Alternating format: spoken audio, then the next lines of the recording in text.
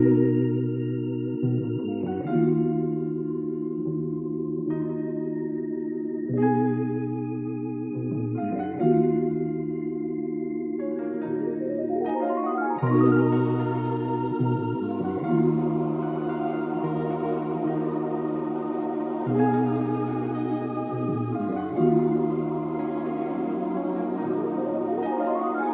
out to Cosmon Cow. Cosmon Cowboy, I'm going to tell you something. He is a problem.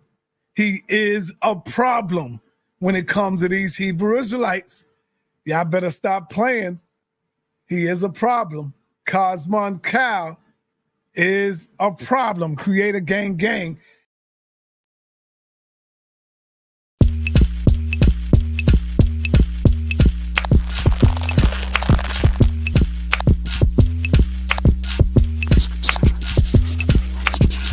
Welcome to the Jehovih Chronicles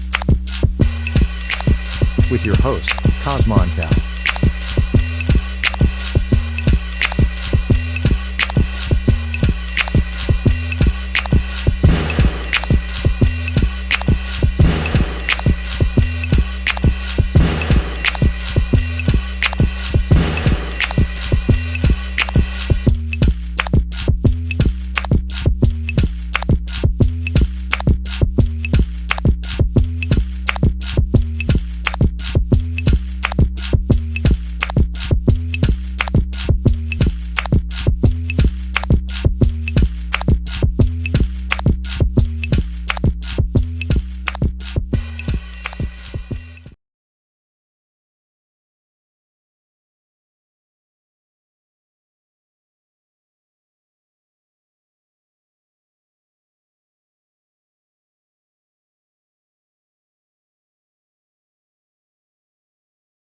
Flowers grow, some may get big and tall, but not for you and me.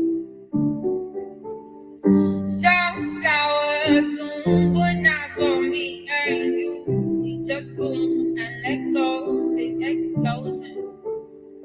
Some float away, it's just the wind that takes some. Some are waiting on a hand to say mine, and that will never be because you don't want me now. Zephyr hills is sunny, don't you water me, cover me in your feet, make me ocean sea. Whoa, bring the rain down. Some others know they'd rather leave than fall, but at times I don't think. Some lovers hold on to what lets them go, like me let them receive, and I will never leave because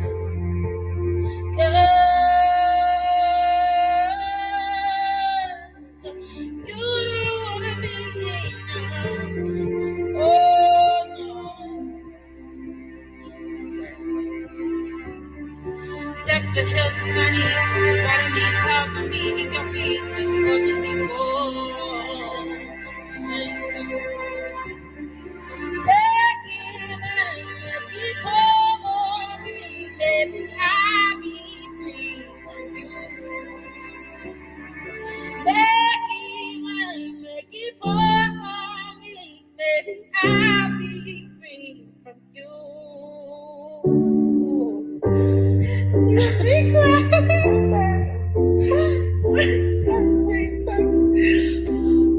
wait, my heart hurts so bad.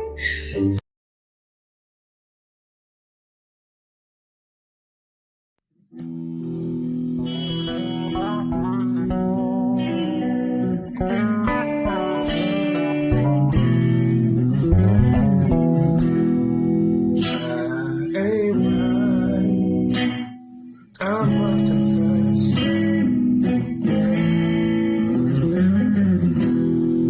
I'm feeling it's like secrets down in my chest.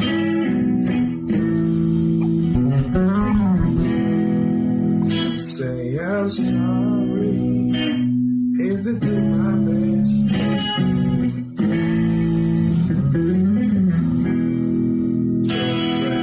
Restitution be the solution for all the hurt and pain, the sorrow and shame. I know I'm to blame.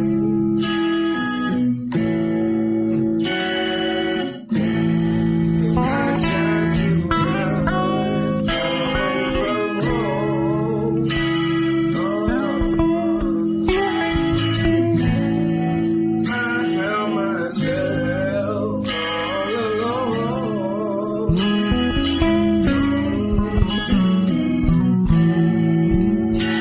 Trying to sing this song.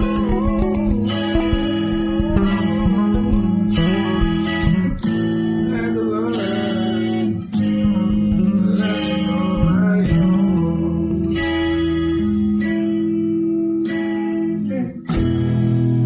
Don't go this home.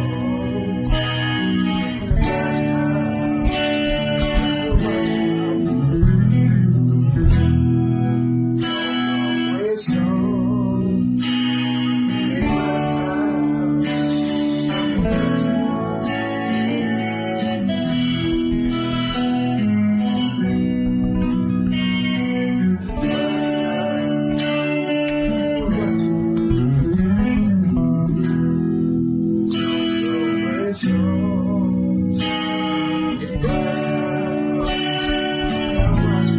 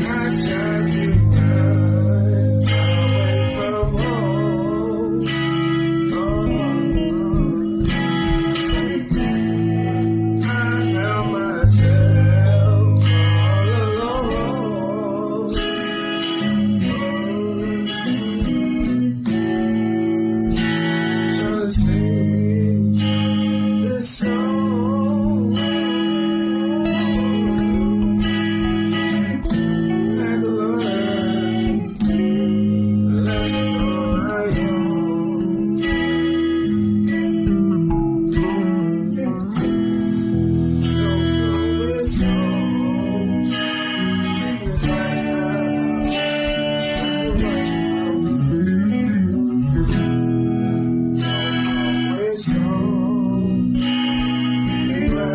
That's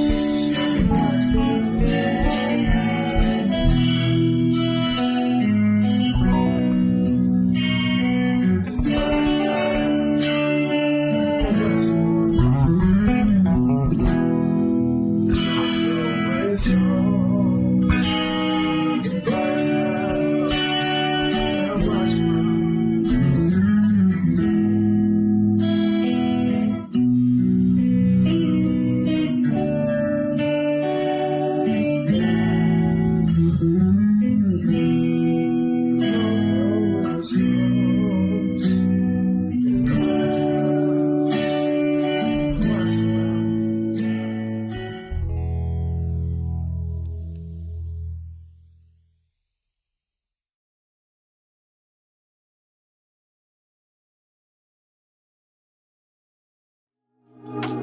As I walk on this path of life, guided by the wasp insight. Every word, every line, every page I read, transforming my soul, planting a seed. Embracing the wisdom of the ancient text, in every chapter feeling blessed. The truth it unveils, the secrets it holds, connecting me to the universe's most.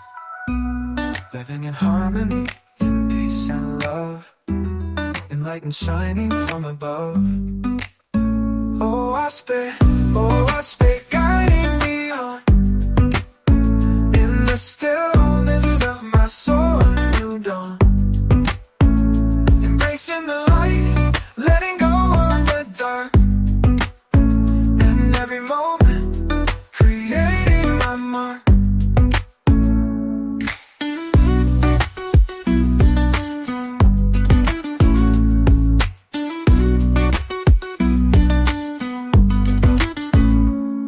trials and tribulations I stand tall. But watch these teachings breaking every wall. My spirit soaring, my heart at peace. In the wisdom of a wasp, finding release. Aligned with the cosmos in perfect flow. Living by its principles, letting my light glow. Harmony and love, the essence of my being. Oh, wasp, guiding me on.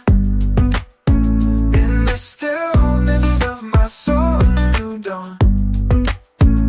Embracing the light, letting go of the dark. In every moment, creating my mark. Oh,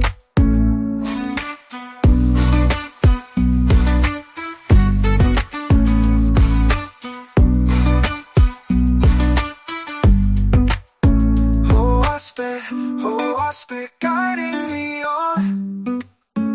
In the stillness of my soul, a new dawn. Embracing the light, letting go of the dark. In every moment, creating my mark. Oh, wasp, guiding me on. In the stillness of my soul, a new dawn. A new dawn, embracing the light, letting go of the dark. Go the dark, in every moment, creating my mark, creating my mark. Oh, wasp, guiding me on. Wasp, guiding me on. Oh.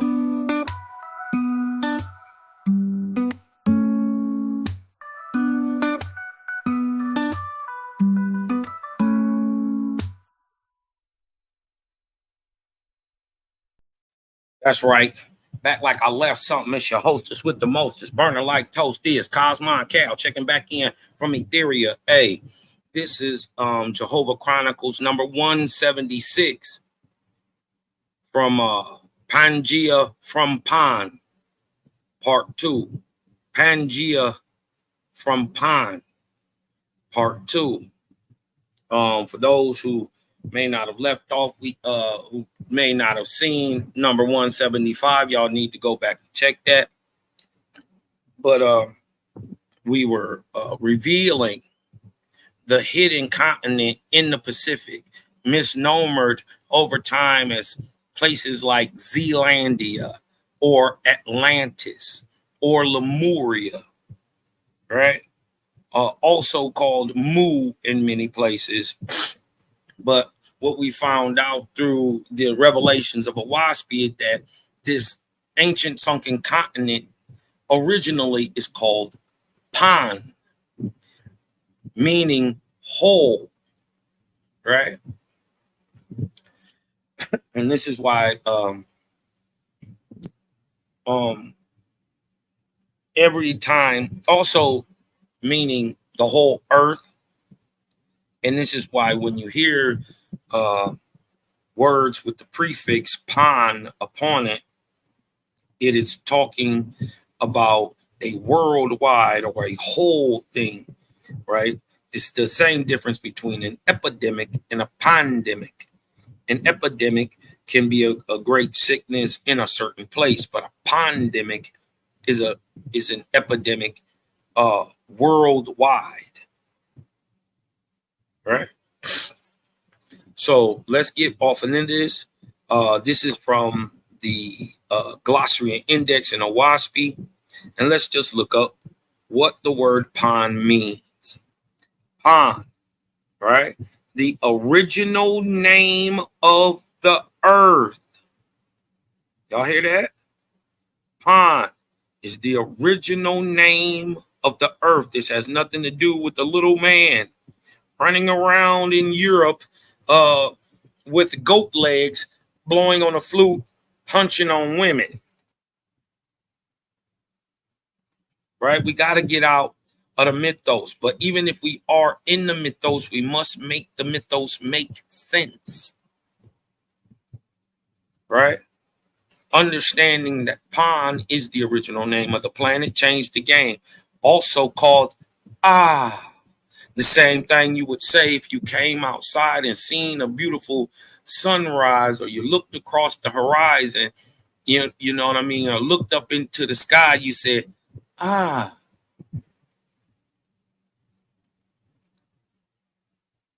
as I see what I see, and only what I see, or what exists.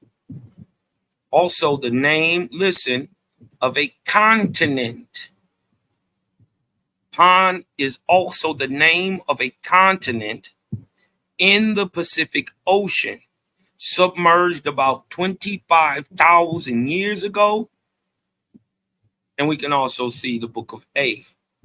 So we see that Pan is the original name of the earth, meaning that I see what I see and only what I see, and that is objective. Also, the name of a continent in the Pacific Ocean, right? Let's get back to where we left off at, right? And show that this is not only a phenomenon in the Americas, but all around the world. But let's take a look at a representative of these three great lights, right? From the book of Owaspi,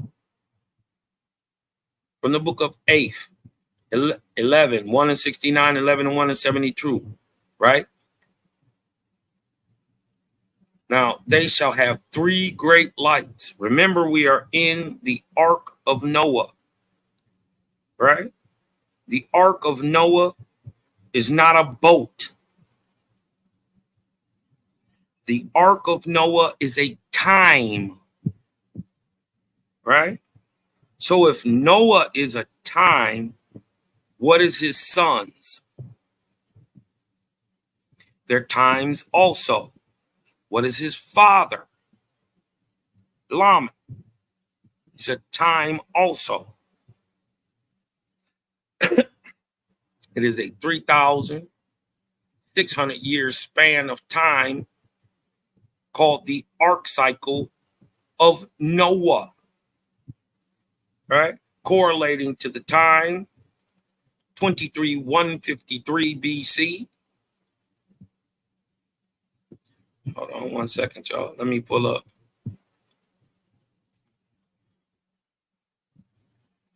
Correlating to the time 23,153 BC, right? Or the 17th ark cycle after the creation of man. Here we are. This is the timetables of prophecy, right? In the very first ark, right? Here's an ark, a 3,000 year span of time on average. In the very first one, we find man being created, little over 73,000 years ago. Man as we commonly are in this iteration. Here we are today in the 25th ark cycle, 176 years past 1848 or 2024. If they can't tell time like that, they don't know what they're talking about. But what time are we talking about this great myth of Noah? Remember the ark cycle, the ark has a name. The very first one is Wayne. In the very first ark cycle, a 3,000 year period called Wayne, right? But in the 17th ark cycle, or 51,000 years after the creation of man, we get to the 17th ark cycle, a 3,600 year period starting in 23,153 BC, right? Going all the way down to 19,553. This should send off some buzzer alerts right now. Is there a great global catastrophe that we know happened on the earth at this same time, in between 2300 and 23,000 and 19,000 BC? Do we know of a great event that happened during this time that changed the face of the earth at the time. Yes, we know, right? It's called the Great Laurentine Maximum, but we'll get into that. What we wanted to show you is the 17th arc cycle, arc, after the creation of man, 25,000 to 21,400 years ago, is called Noah. The ark of Noah, Noah's ark, it's an allegory. It's an allegory for real events. And what happened during this time, exactly 600 years after the time, or AKA the life of Noah, or exactly the year 22,553 BC, is the flood of Pan. Now we know that the name Pan, right, is a sunken continent in the Pacific. So the great understanding is what caused the great deluge that is remembered all around the world in every single society, right? Because it never tells you what causes the flood, right? What caused the great movement of water was the sinking of a continent about the size of 4 Africas. We're looking for a mark or area, roughly 44,000 square kilometers, 45 to 50,000 square kilometers. Right?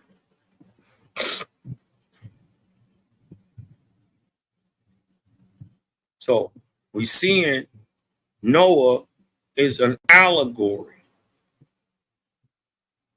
for a time where a great deluge happened, right? Let's get back up in here. Now they shall have 3 great lights. We're going to show, so we know what time we are in. We're in the 17th arc cycle, 23,153 BC to 19,553 BC, right? The people who survive, right, during the ark of Noah, during the great deluge, go on to be memorialized as sons, right? And no, 6 people did not get off a little rinky-dink boat and go on to create 8 billion people today in just 25,000 years. That don't make sense neither, especially when you understand that these people are all genetically kin. That is an impossibility. And it is incestual. Creator speaks directly against that in Owaspy, and it speaks to that inbreeding and or retrobreeding is what is the cause of many people going out of existence on the planet. So he would have never done that. Does this, what makes more sense? That 8 people got on one boat, put all the animals in the world on it, and then 6 people get off the boat who are genetically kin to each other, and they go on to repopulate the earth somehow from just Africa or that way, you know what I mean, in the eastern continents, right? Well, how did you populate America?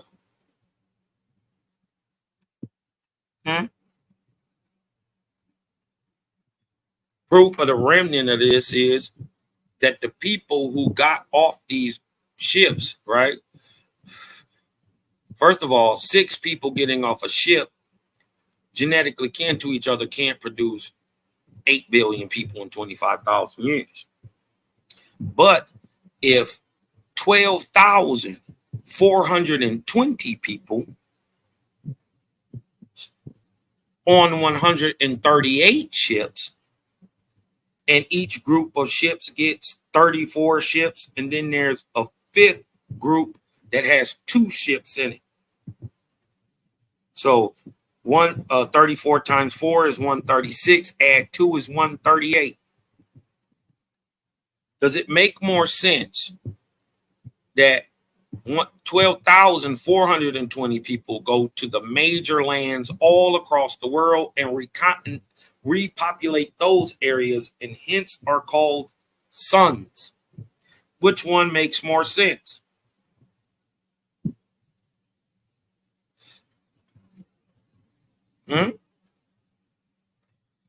Let's go proving that there were people who lived after this great deluge. We're going to get into the Algonquin flood myth, right? We're going to show you something amazing. That the Algonquin flood myth, mind you, is 25,000 years old. It's word for word what's in Owaspy. And Owaspy brought it out 60 plus years before it was ever broke down by any Algonquin in America. At best, all you could say is that the Algonquin Indians of America took the story from Owaspy, but Owaspy is backing up the Algonquins and saying they got the flood myth 25,000 years ago. And the reason that it is the same, because they are the same people spoken about being produced in the Americas after the Great Deluge, which was a bottleneck genetic event. Right? Let's go show some of this stuff all around the world. But let's start here in America. Right? Proof that these people got off these boats. Right? And we're going to link it right here in America. Right? They shall have 3 great lights. 3 great lights. Right? The order, or light. Right? Order means light. Or the all highest. The other great light is God, the son of Or, the all highest. So the all highest and God are not the same thing. The all highest makes God. How do we know the all highest makes God? He calls him his son. He's the son of light, the son of order. Right? God got a little homie with him. He's called the Lord, anciently called Adonai. You see Adonai in Hebrew. But we're thousands of years, 20,000 plus years before there ever was a Hebrew or anybody purportedly speaking. Right? So the 3 great lights are order, the son of order, and Adonai, also called the Great Spirit or the All Highest, God and Lord. What is a Lord and God? Executors of heaven and earth. They shall have 3 lesser lights. What are these 3 lesser lights? God's angels and lords, the prophets, and the rabbis. Right? Those are the 3 lesser lights. And then they shall have 3 representative symbols of light. Objective symbols of light. 1 is the sun. The second is the moon. And third is the burning flame. Now, the Lord said, and my chosen, right? Remember, to be chosen, you must first choose. This is not no special brand or I'm better than you or I'm this chosen people that God picked, the creator picked. No, to be the chosen, you must choose creator first. That's what makes you chosen, right? Because you chose.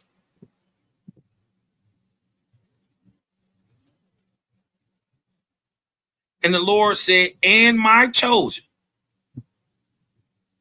right? Which we know one of these stocks is the quote unquote Negro of America, shall use these lights and symbols, signs and seasons, in all the divisions of the earth where I have settled them. Now, but understand, these are our forefathers. They are not the exact same men we are today. Are they men? Yes. But are they exactly the same? No. The men who come, who are reproducing during this bottleneck event are called various names all over the world. In America, they call them she. In Europe, they actually call them she also. Mound builders, people who live in the hills, right? They go by various many names. Ara, Aina, Oro, Oye. They take on many multiple names all across the world, but all of them come from one genetic stock primarily and are anciently called in the Americas the mound builders. They said this mound builder stock, this aboriginal to the world, right, shall use these lights and symbols, signs and seasons in all divisions of the earth where I have settled them. And in the Cosmon era, which is now, I will come and show them the framework of my building, which I raise up to the Almighty. So to show a representation of the three lights, right here we have the candelabra of Paracas, Peru, right? Showing a massive petroglyph carved right into the side of a mountain by a people that they don't know who exactly did it. All right. Now, the giant glyph representing the tri-branch candelabra shape found on the seaside sandstone cliff in Peru symbolizes the three lights carried by the survivors of the submerged continent of Pan. Middle America was one of the 5 landing locations for the fleets of the survivors. Middle America, right? Remember, the ancient astrological name of the America is Guatemala, meaning 4 tribes. I would ask you a question. In Middle America, is there a place, a state, a landmass that equates with Guatemala in Middle America? Yes, there is a place with the name Guatemala. Remember, the stories of Noah are allegory. They're not real. They just are told in story form so they can be remembered. Right? We can't put so much into the biblical text that we cut our brains off and just start listening to any crazy thing being said. Correct, Ima. In Mesoamerica, right in the middle, with the oldest pyramidal structures, mound structures in the Americas, period, Guatemala, or the land, the land of the 4 tribes. What happens when you mix everybody together? What is the result of the mixing of the four major groups in the world? What happens when you mix an Indian with an African, with an East Indian, with an Asian? You can throw a little, and let's just throw some random pale faces up in there. You dig what I'm talking about? Don't matter if they Negroidal, don't matter if they're modern European pale faces. Let's just throw them in there too. What is the resulting human? It's a nigga. He comes in every phenotype, every color, every shape, and every shade. We must get past the lookership, the colorism, the bias, the prejudging, right? Remember, we were taught to hate ourselves. They put the tall against the short, the light against the dark. You dig what I'm talking about? The fat against the skinny. And all the while taught us to hate anything that looks like us. We got to get past it. The Negro of America, misnomered as Indian, right? Misnomered as Indian, is the Aboriginal to America, but he comes in every color. He also comes with the quote unquote Chinese eye, what is really called an epicanthic fold.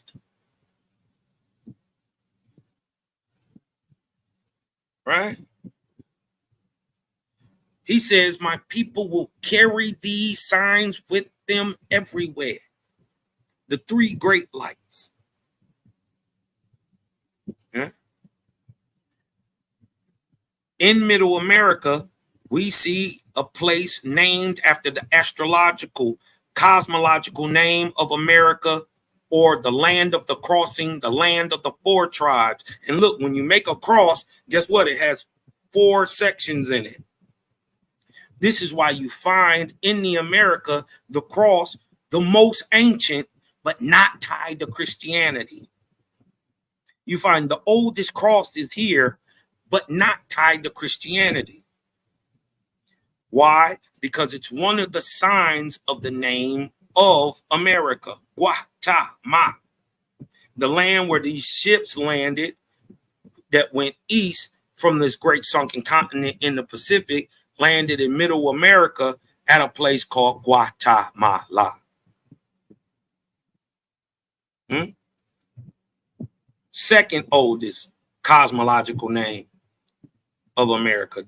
This is way before there was an America. Wasn't no America even thought about. And the name Amuraka comes from the hero or the survivor of the Algonquin flood myth himself, Amuraka. So Guatemala or Guatemala would have existed thousands and thousands of years before Amuraka or the story was given and told to people to be remembered, right? This is why you see certain places take on these names. But aside from the triangular shape of an island surrounded by inundating waves found in ancient symbols, the triangular shape of Pan is also found in our modern scientific lore that theorizes the first landmass of Earth, Pangea, hinting towards the name, or why I went with the name from Pangea, from Pan. Right? Now, let's go back and read. Aside from the triangular shape of an island surrounded by inundating waves, this is what they're talking about. Found in the ancient symbols The triangular shape of Pan is also found in our modern scientific lore that theorizes the first landmass of Earth, Pangea. But this is what they're talking about. The triangular shape surrounded by water. This is the Bintindu, right? This is at the Bintindu temple, right? We see the triangular shape inundated by tsunami waters. And right here, we see the outline of the continent of Pan, right? Post-flood. This is before the flood, right? In the world of the world in Owaspy shows a distinct triangle shape. Is this reality? Can we prove this shape, this triangular-like shape in the middle of the Pacific? Can that even be proven? We're going to keep going a little further, and we'll get back to that. But we're going to show absolutely that is 100% proven by science. Right? But I want y'all to notice this. Triangular shape, anciently called the Tethys Sea. Right? The mother of the supercontinents, quote unquote, named Pangea, is a theorized ancient landmass based on continental drift theory. Pangea, mind you, which didn't come till 30 years after Owaspy. Pangea was hypothesized by scientists who theorized continental drift and later plate tectonics to explain the hand and glove shape similarities between different continents, as well as their pockets of identical species and geology. An interesting feature of Pangea is the large triangular gap between the supercontinents of Laurasia and Gondwanaland, named the Tethys Ocean, as shown in the map of Pangea. This is one of the reasons Pangea is still theoretical, because they know there is supposed to be a landmass here. It never dawned on them to look under the water. The landmass is now the floor of the Pacific.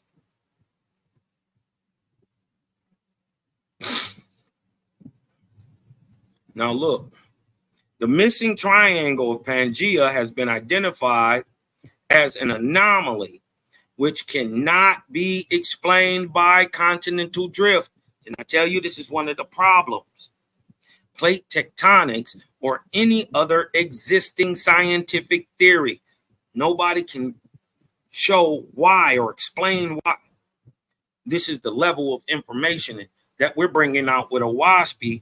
We're explaining things since 1912 nobody has been able to explain, right? Or what's even causing so-called plate tectonics to start and to move. Now we have a viable theory that's actually provable. Watch this. We're going to keep going.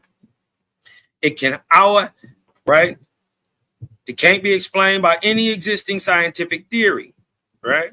Now look, this is a overlaid map found from Owaspy, placed over top the Pangea map of Gondwanaland and Laurasia.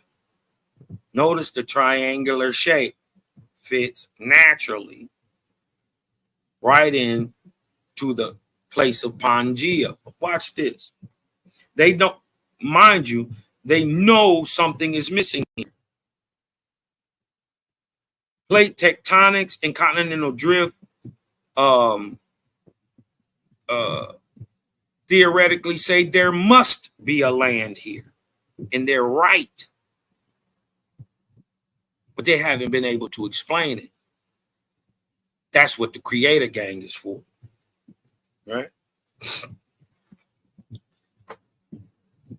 It can, however, be accounted for in the historical revelations of Owaspy regarding the ancient continent of Pan, which was submerged and lies at the bottom of the Pacific Ocean.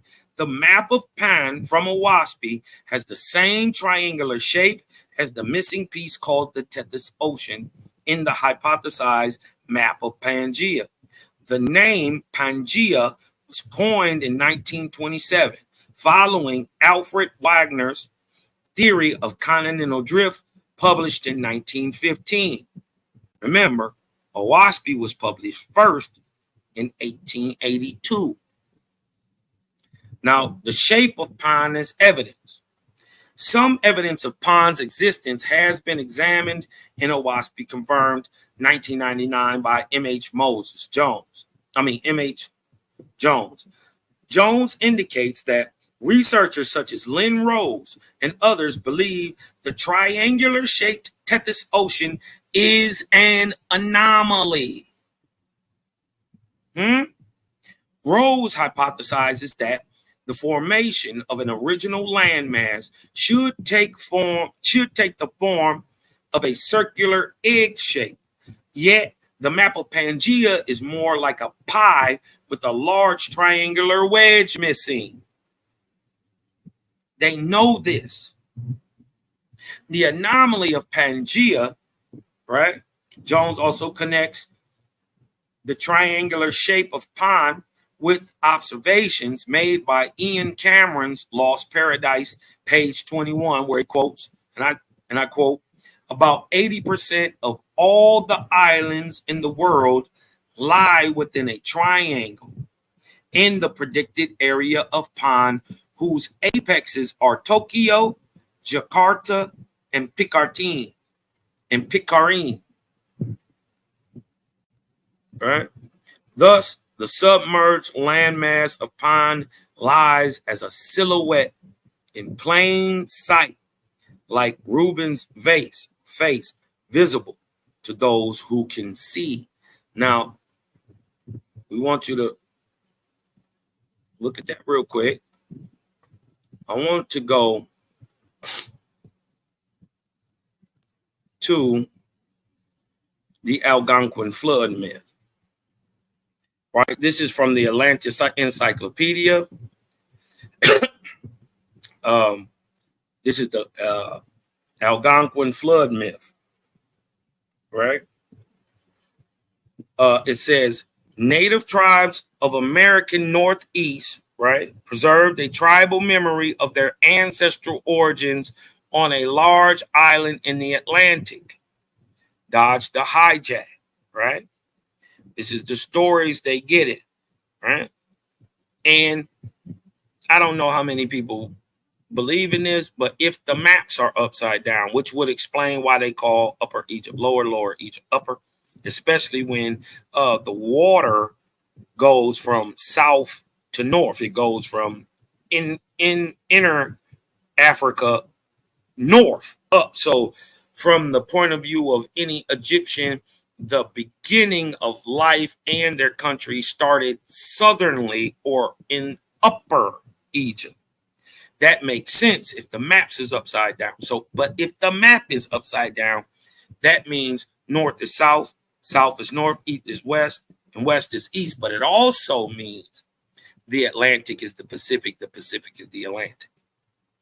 But we ain't going to get into that, because we just talking about the myth itself, right? We just talking about the myth itself. We ain't going to put nothing extra on it. We ain't going to add nothing on it. Native tribes of Americans, hold on, let me blow this up. Native tribes of American Northeast preserved a tribal memory of their ancestral origins on a large island inside the Atlantic or Pacific Ocean. After many generations, signs and portents warned the inhabitants of an impending disaster. Some magnitude of the evacuation that took place is suggested in the what? the 138 boats said to have been prepared for the emergency. What are they talking about? 138 ships. Hold on, let me open up another thing real quick. 1 second, y'all.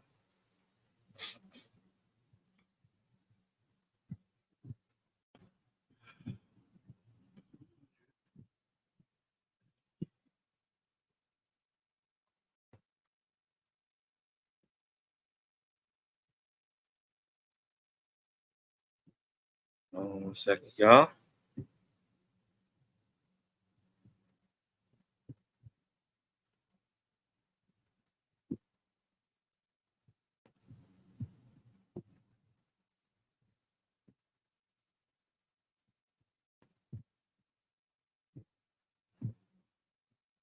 All right. Coming up on it real quick. Hold on.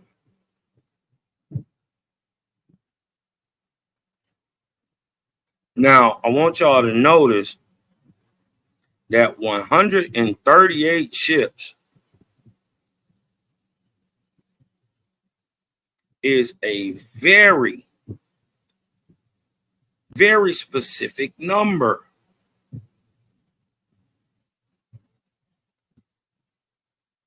Let me see. Hold on 1 second.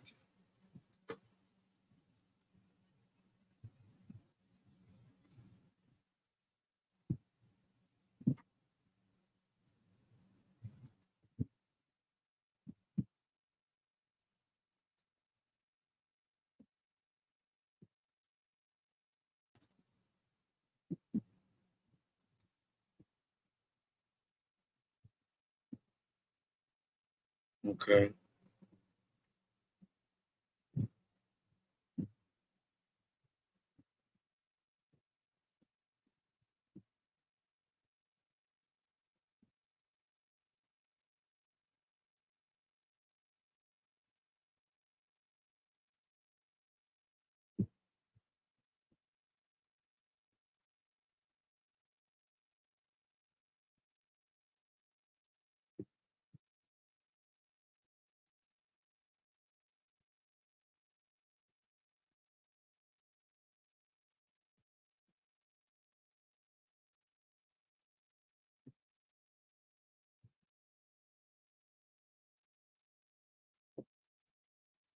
Okay.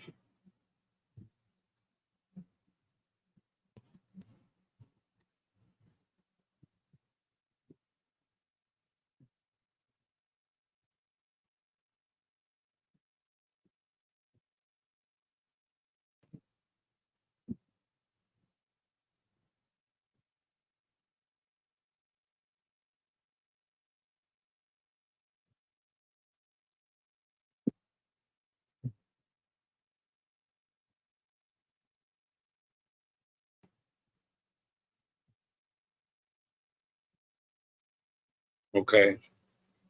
1 second. Ba, ba, ba, ba, ba.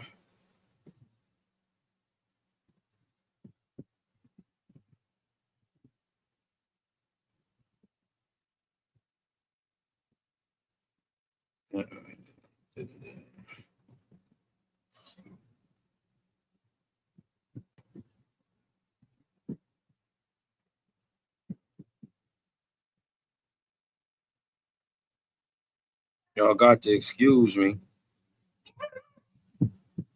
I want to show y'all absolutely these 138 ships. You dig what I'm talking about? I'm not making this up. My thing is running a little slow. Dig what I'm talking about? 1 second. Now I got the damn dog. Right.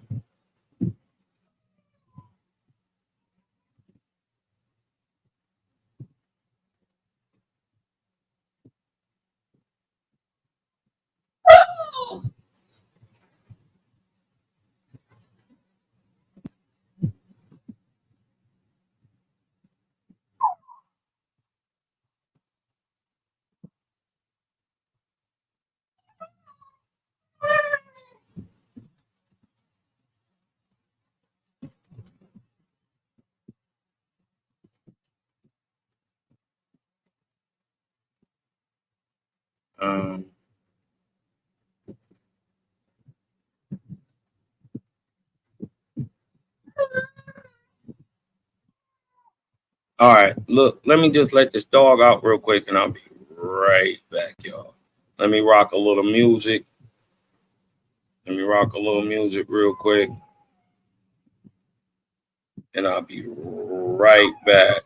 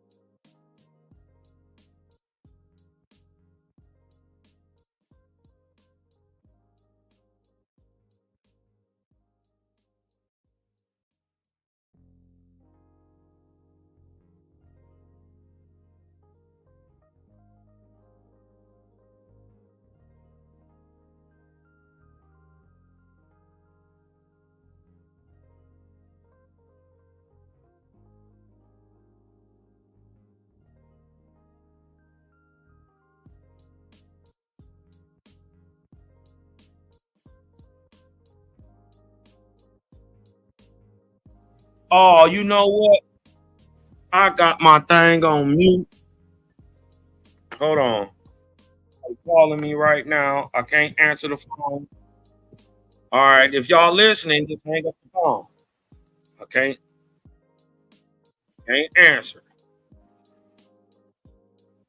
All right, Ema. Thank you for calling me, Ema. Thank you for calling me, Ema. I was tripping. You know, I thought I had my thing open, but I didn't. You dig what I'm saying? So let me go back and show y'all what I was saying. Firstly, all right, let me go back and show that they talking about these 138 ships. Look, and the angels of heaven numbered the ships, and there were 138 ships that stood on the mountains and in the valleys. How is the Algonquin flood myth word for word what Owaspie is saying? And Owaspie predates the writing down of the Algonquin flood myth, which took place in 1943 by Sam D. Gill. 138 ships is very specific. Right? Very, very specific. But let's go back to this and look what it says. And the earth rocked to and fro as a ship at sea. And the what? And the land rocked to and fro like a ship at sea. What I want to tell you is, but look what also it says. And the vortex of the earth closed in from the rim. And the earth was broken. A mighty continent was cut loose from its fastenings, right? So if that is happening, that means it is a massive earthquake going on, right? And what else is going on right at this time? The fires of the earth came forth in flames and clouds with loud roaring. What fire comes from the earth in flames and clouds with loud roaring? What is that called?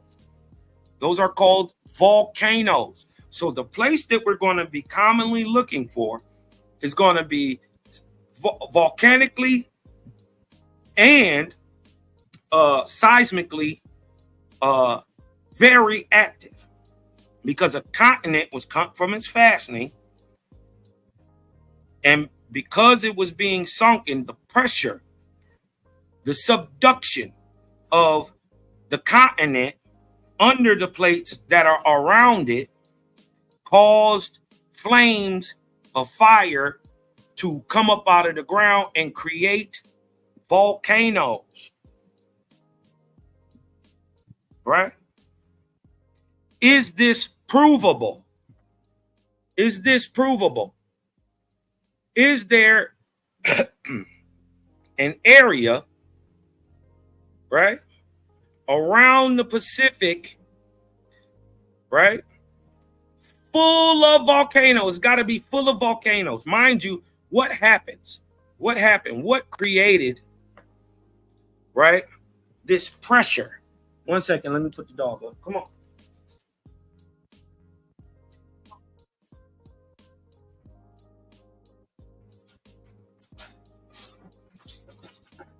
Right? What created this great pressure, this great subduction, right, of a continent?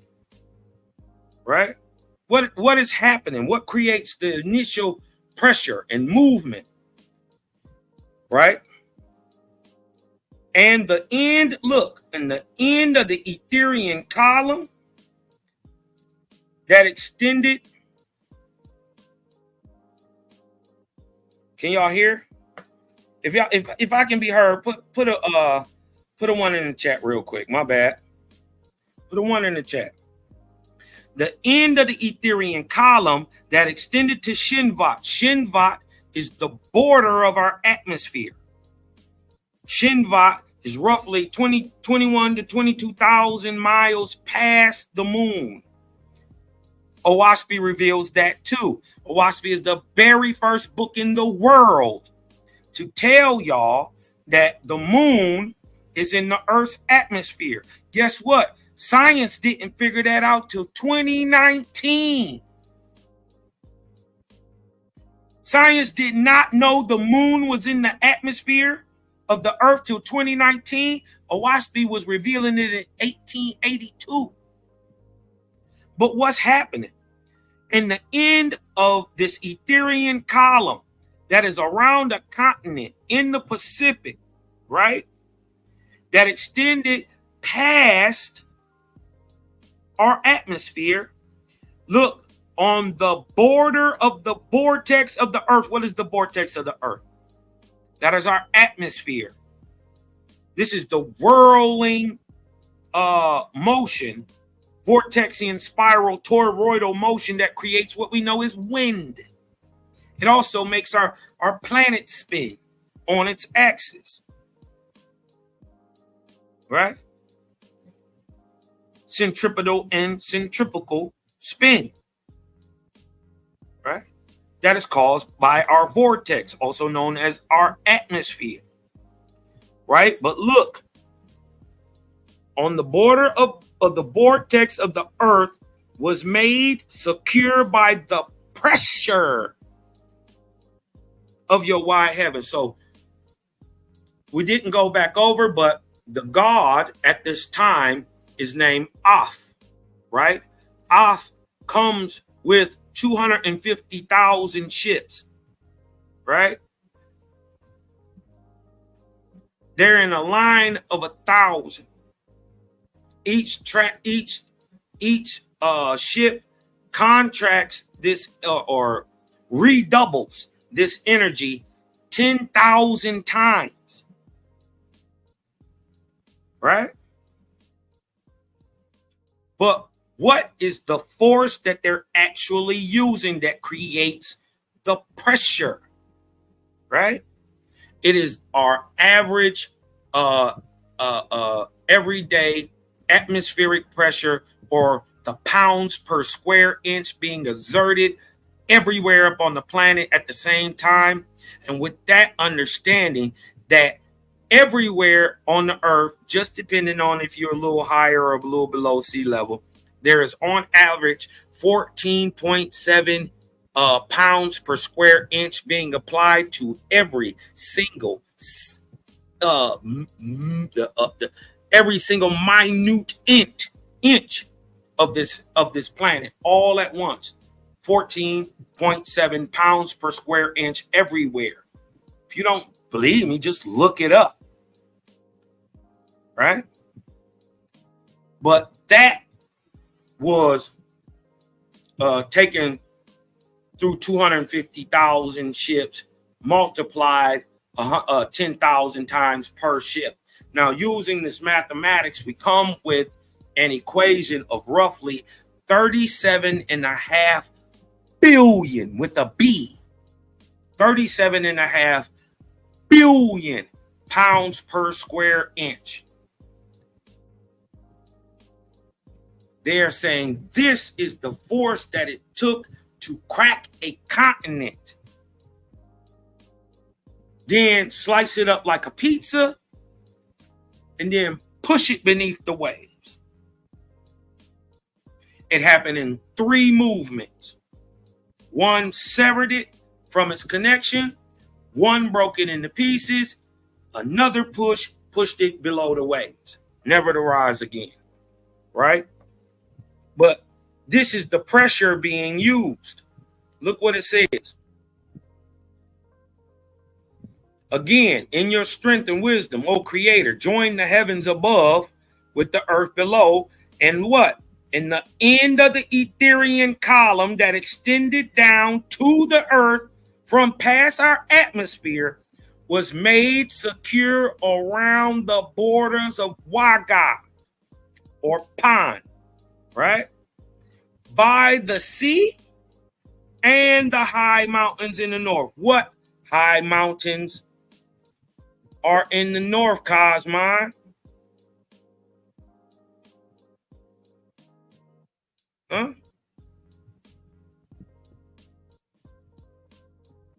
What high mountains are in the north, in the Pacific? The Aleutian mountain range. It is a mountain range that forms the northern rim of the Pacific basin. The mountains in the north, right? What did he just say? Let's go back and look. Let's go back and look. He said that this column that extended down the earth was made secure around the borders of Waga. So it's around a massive continent, right? Fastened by the sea, which was made secure around the borders of Waga by the sea, and the high mountains to the north, right? We see the objective high mountains to the north of the Pacific Basin are called the Aleutian Range. The range is named after Aleutians who live in the island region and includes Lake Clark National Park and the preserve Katmai. This is interesting too.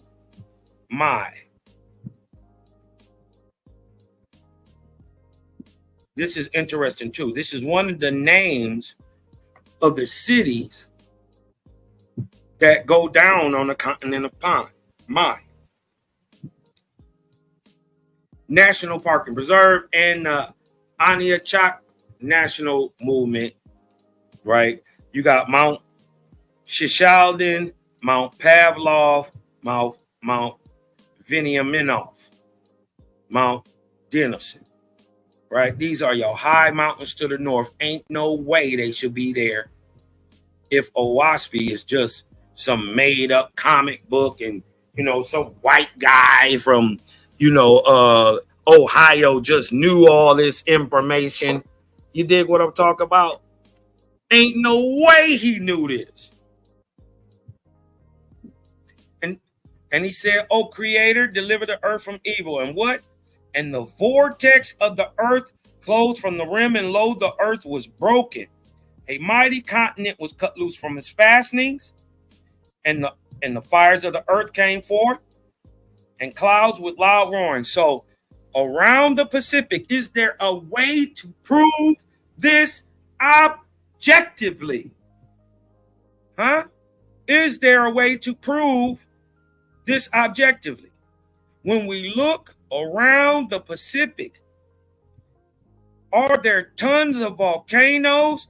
And is it the most active place in the world for volcanoes, which it should be?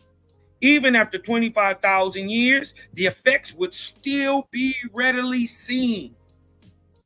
It would be the most seismically active and the most volcanically active.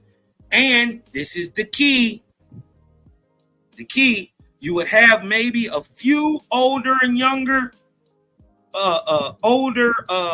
volcanoes, but all the volcanoes were made at the same time. Can we prove that objectively, Cosmon? Yes. Objectively. I ain't making none of this up. How many of y'all know about the Pacific Ring of Fire? How many of y'all know?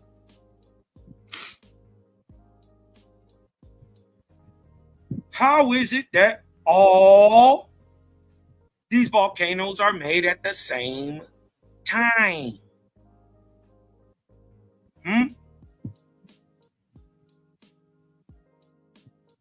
What is subducting under the continental shelf of North and South America, Asia and Australia, all the way around the Pacific, subducting the continental shelf under the other continents? What's pushing it down, creating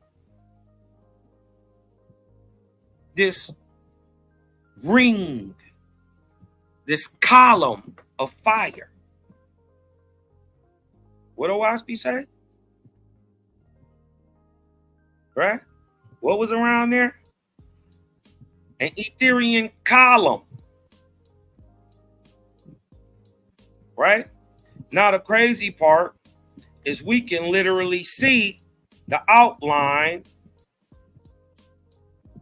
of the column. And when you get in Google Earth, you're going to notice down here at the bottom, there are major cracks, crack, connecting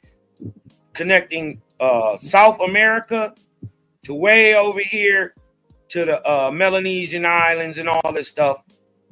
Way over here, there are massive cracks on the floor of the Pacific.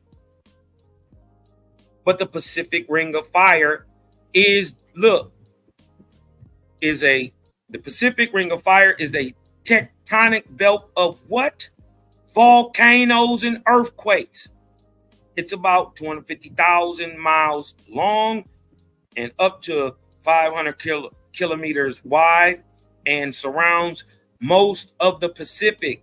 The Ring of Fire contains 750 of 915 active or dormant volcanoes, around 2/3 of the world total.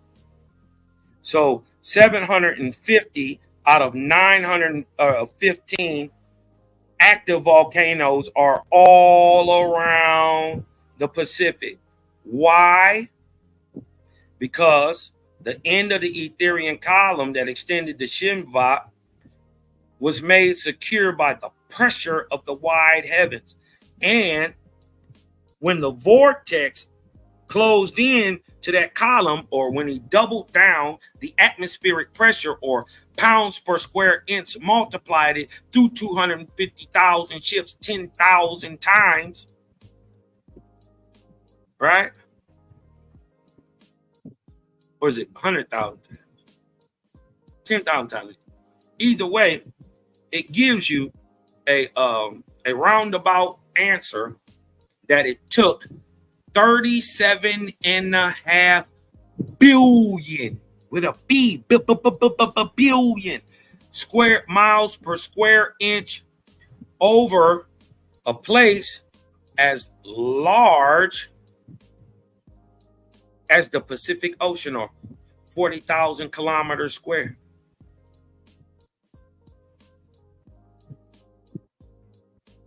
We're looking for a place where the most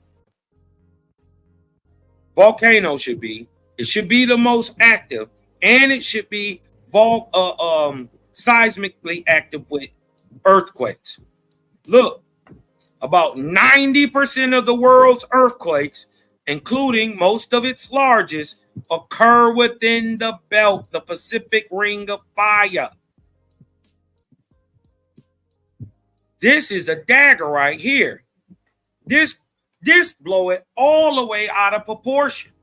Mind you, we're looking for a oblong triangular-like shape. We're going to go show you that.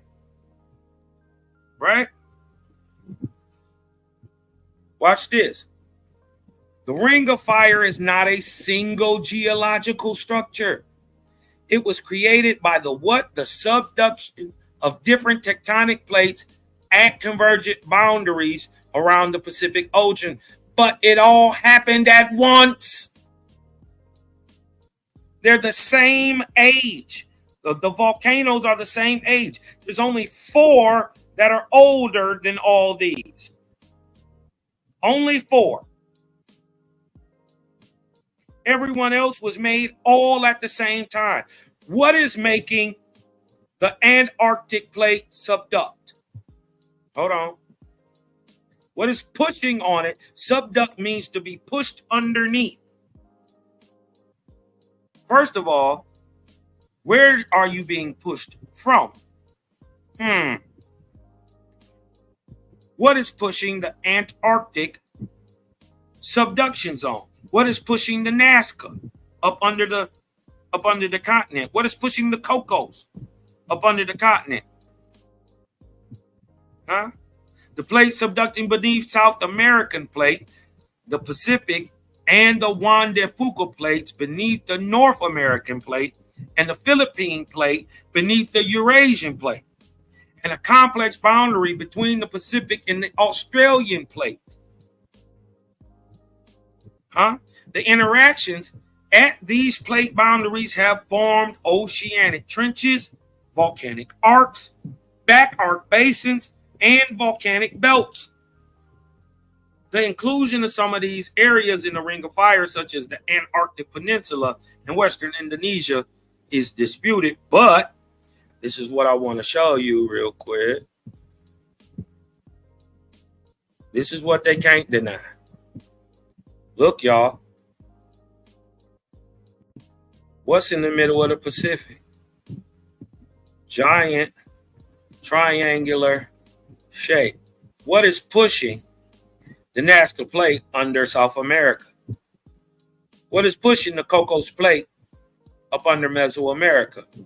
What is pushing the Pacific Plate, mind you, up under Eurasia, North America? Huh? Notice, massive area right there. And we see the outline. Look, see the outline? See where the pressure meets? What is making this go this way and this push that way? This shows that in the water, on the plate, the pressure is being applied there, because we know this plate, the Pacific Plate, subducts up under the Eurasian and Siberian and North American plate, and they all move north and west towards Japan. That would only make sense if the release point or the point of Japan was carved off, and it is the starting point of the movement north and west, because whether you believe it or not, who cares what you believe? I'll go and show and prove that anybody can look this up. The Pacific Plate moves north and west towards Tokyo, towards Japan. How is that possible? How do we see a massive triangular shape even on the floor of the Pacific? Right? How are all these volcanoes made at the same time around the Pacific Ring of Fire? Right? A place, the most seismic, the most volcanic, in a place where we should find it at. If Owaspie is lying and is making it up, it shouldn't be there. Right? That's just simple.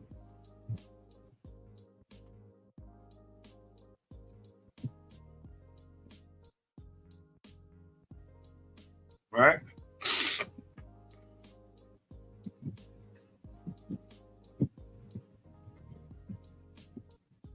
Right? And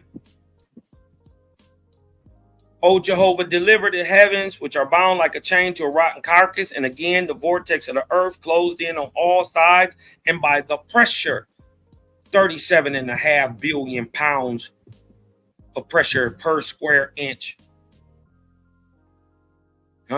Over area as large as the Pacific. And what happened? And the land sank beneath the water to rise no more. And the Corporians went down to death. And the Fetals and Familiars gave up the battle. Neither did they have anywhere to go or to stand, or did they know how to go to any place, right? Now, with this being said, right, is there a way, right? We already done proved the Pacific Ring of Fire as objective proof. The age of the volcano as objective proof. The northwestern movement and subduction of the Pacific Plate. Why? Because Pan or Japan was carved from Pan, given its initial pressure point in the northwest. So this is why the plate moves north and west. But not only that, we see the floor of the Pacific is carved up like a pizza, full of lines, right? And we see in multiple directions, the continental shelf or the continental plate being subducted up under America, Asia, Antarctica, in different places, all across the Pacific, Ocean, right? Now they're gonna tell you this stuff happened millions and billions of years ago, but we explain how to tell time. We explain to y'all how to tell time. Okay? Now, let's get back to this. Look, this is what the Algonquins is saying. The quakes became so powerful that the island was cut loose from its fastenings, word for word in Owaspy. And the fires of the earth came forth in flames and clouds and loud roarings. Didn't we just read that? Word for word. Remember, we're reading the Algonquin flood myth. Right? We just read, the land sank beneath the waters to rise no more. The survivors eventually landed along the eastern seaboard of North America. It's the western seaboard of North America, where Guatemala is, and married among the indigenous peoples to become the forefathers of the Algonquin tribes. There is no more, listen to what they said, there is no more succinct and credible version of the Atlantis catastrophe and its aftermath. That is a lie. Why? Because there is a more succinct and credible version, and that's in Owaspy, who the Algonquins took it from. Remember, this was given to the Algonquins. Right? Word for word, what was in Owaspy. Owaspy brought it out first. How? And then, is there another way to prove? Because remember I told you. Hold on, let me show this. Let me show this first. Remember, we in the 17th arc cycle, right? Between 23,000 and 19,000.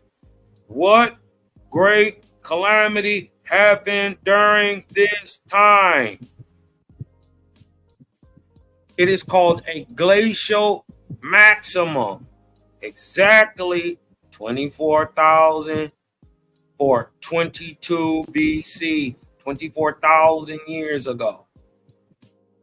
Smack dab in the middle of this, 22,000 years ago, we are in a glacial maximum. We instantly go into a glacial maximum. But why? Remember that Ethereum column that was loaded all the way up to the ether, or what they call space, and it was secured fastly to the ground, right? And then the ether, or the pressure caused from the ether, was multiplied. But what they don't explain to you is space is cold. All right, watch this.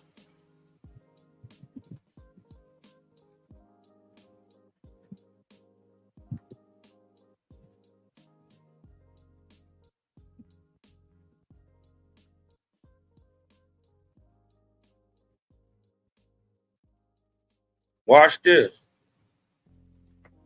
I asked, the average temperature of outer space is 2.7 kelvins, right? Or which is about negative 455 degrees below to negative or negative 270 degrees Celsius below zero. So that's 455 degrees below zero is the average temperature of outer space. Who knew that? How many of y'all knew that the average temperature of space is 450 degrees below zero? So it's cold. So if the ether is being compounded and doubled and refracted inside of a column in the Pacific, we should see a massive cold drop. Also, the planet would rotate from being punched by this type of energy. You know, the planet would oscillate, and places that were on the equator would move to the north, right? Places in the west on the equator would move south. Places on the east in the equator would turn north. So that proves right there that at the same time, right, that we are watching animals who live on the equator being flash frozen and found now today in Siberia, proving that they were on the equator at once, shows that the oscillation and movement of our planet, while they were still found flash frozen eating fresh tropical plants, right? So with the understanding that space is 450 degrees below zero, and massive amounts of space were dumped into an Ethereum tube over the Pacific, not only will the Pacific be colder than the Atlantic, than the Indian, than any other ocean, right? As cold as the Arctic or colder. That's also proven, right? I'll show you after this. You know what I mean? Y'all, you ain't gonna believe me till I show you. But the Pacific is colder than the Atlantic. How? The Pacific touches the Arctic. How is it colder? Right? The Pacific should be warmer. But it's not. It's colder. But why? Because massive amounts of etheric space pressure was dumped onto the planet, instantly dropping the temperature in the year 22,553 BC exactly. Let me show y'all something, right? Let me show you something. Cosmon just don't be talking. Hold on, wait a minute. Give me a second, y'all. Give me a second.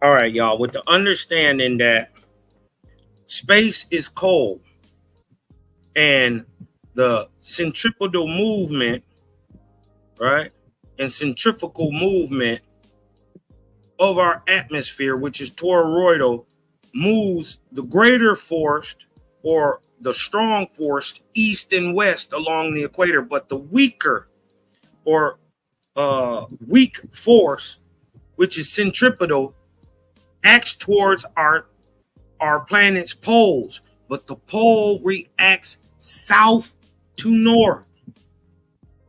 So with this understanding of a massive ice dump being placed over, or a cold dump onto the Pacific, right, instantly dropping the temperatures and the instant moving of around 15 degrees of our planet on its axis, moving what was east on the equator to the north, and what was in the west to the south,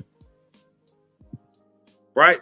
Flash freezing everything in now modern day Siberia and in the Arctic and in the Antarctic. So if my theory is correct, we should see a massive ice-filled continent on the bottom of the planet, and you should also see one from the weak force, or the magnetic force, which is dumped into the planet from the southern vortexian push south to north. So we should see a massive ice block on the south and one in the north, being that magnetic north moves around, or what is called declinates, right?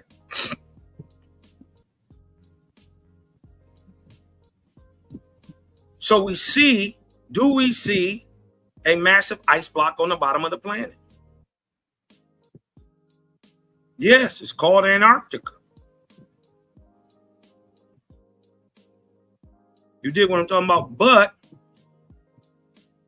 what happened during that time, and we're going to line it up exactly with what Owaspy says. What happened during that time? Remember, I'm telling you, we go into a glacial maximum. Does science agree with what Cosmon say? Yes. The last glacial maximum defined. The last glacial maximum, or LGM, represents the latest phase in Earth's recent geological history, when the planet's average temperature reached a minimum and the area of land covered by glaciers and ice sheets reached a maximum. But here's the kicker. Remember, what year are we saying this happened? 22,553 exactly. Second month, 10th day, roughly around 11:59 p.m. or a.m., going into 12 in the afternoon. But here's the kicker. Watch this. During the Laurentine Glacial Maximum, or the LGM, between what? 26 and 18,000 years ago. What is the mean between 18 and 26? 22,000. So exactly at 22,000 years ago, just like Owaspy said, we see the Earth going into a glacial maximum, but now we know why.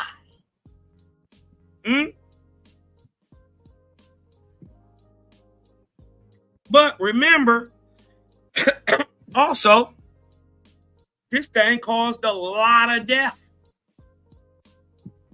A lot of death. Right? So, with that being said, we should see massive amounts of fossil life, right? Buried on the outsides, right, of this great Etherian column. Hush your mouth.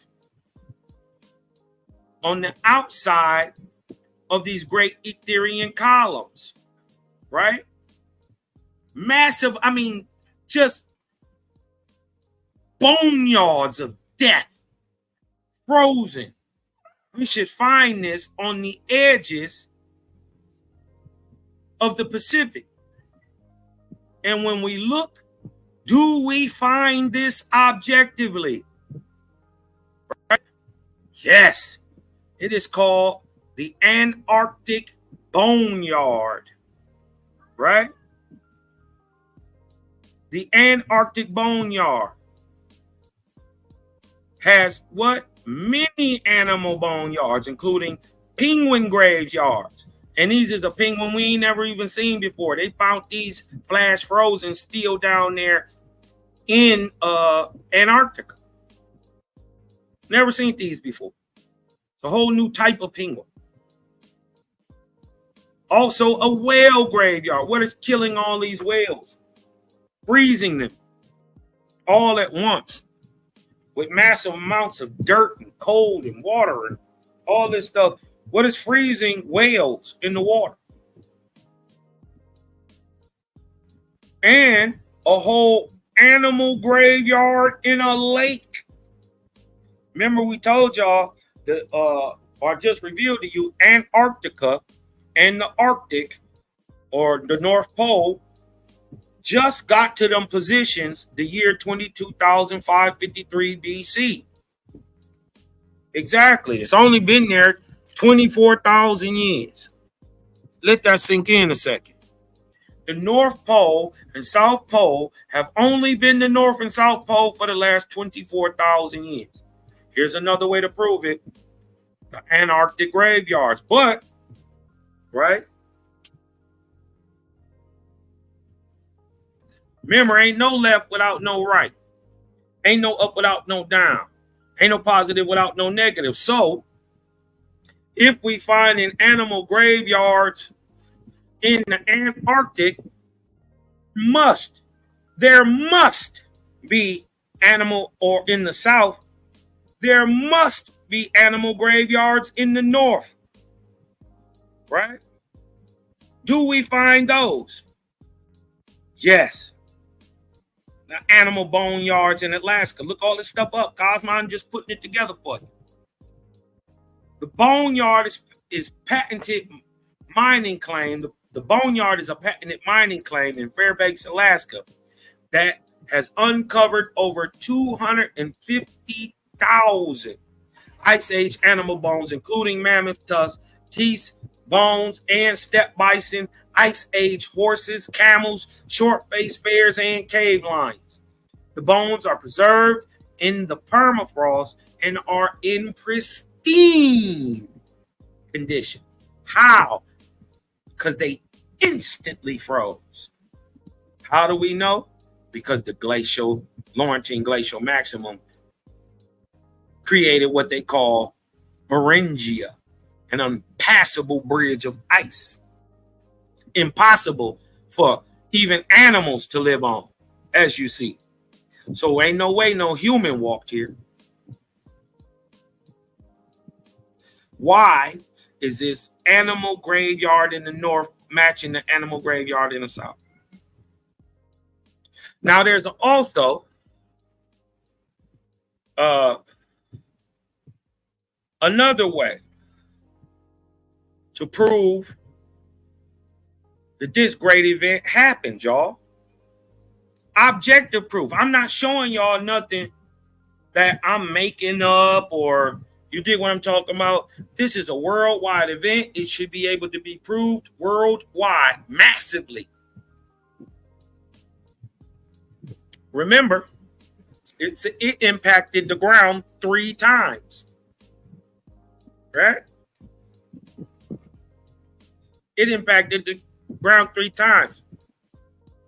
And so what we should see is, physically, what we should notice is that the Pacific plate and its surrounding plates are pushed under.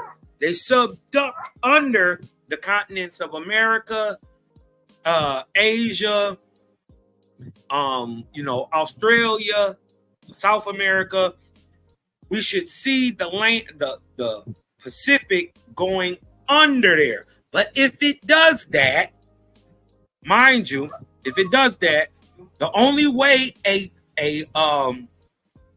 mountain range is created is when continents touch, right?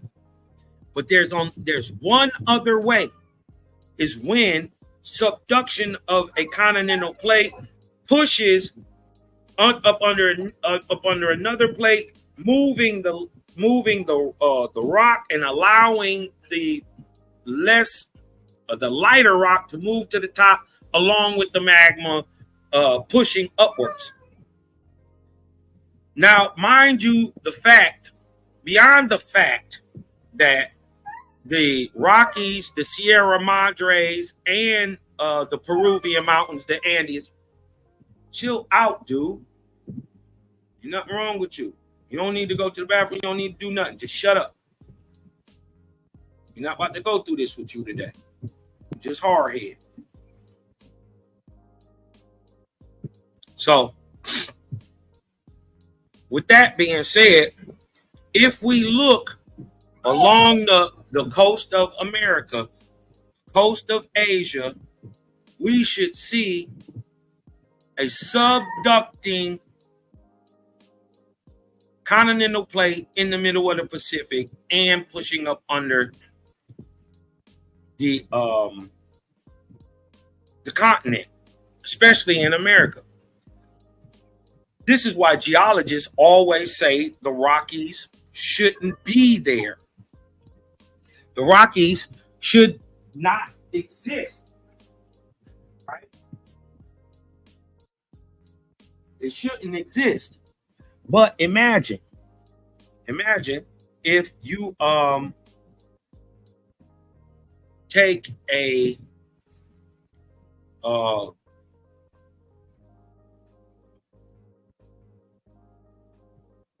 box, let's say like a shoe box or a plastic. This is a scientific test that you guys can try at home, right? This is a scientific test that you guys can try at home. Get like a shoebox, like maybe a square, something you can see through, right? I want you to load it with water on one side, or load it with dirt or sand. Find sand at the bottom and pour water on one side. And then I want you to stick a cup into the water, right? And I want you to press it down 3 times. What you're going to notice is there is, through the water and the pressure subducting up under the sand, you're going to find massive ripples that come off the edge of the sand in the water, right? So the sand will be piled up. And that is a scientific experiment, micro, macro, of how a mountain range like the Rockies could be made virtually, where there is no continental touching.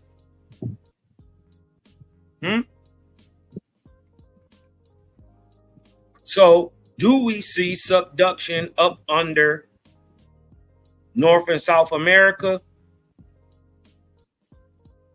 Is that real? Yes. Mountain thrust in the Alps and elsewhere, right? The age of a rock formation is ascertained with the help of the fossils it contains. To the surprise of many scientists, it was found that the mountains have traveled since older formations have been pushed over on top of younger ones. How? If the younger ground is beneath, something must be moving and allowing the younger ground to move up to the top, literally folding. Right? The chief mountain in Montana is a massif, Standing several thousand feet above the Great Plains, it has been thrust bodily upon much younger strata of the Great Plains, and then driven over them eastward for a distance of at least 8 miles. Indeed, the thrust may have been several times 8 miles. Such titanic displacement of mountains have been found in many places on Earth. The displacement of the Alps especially is extensive, right? So we see this going on all around the world, from Montana to the Alps. It is from a pushing,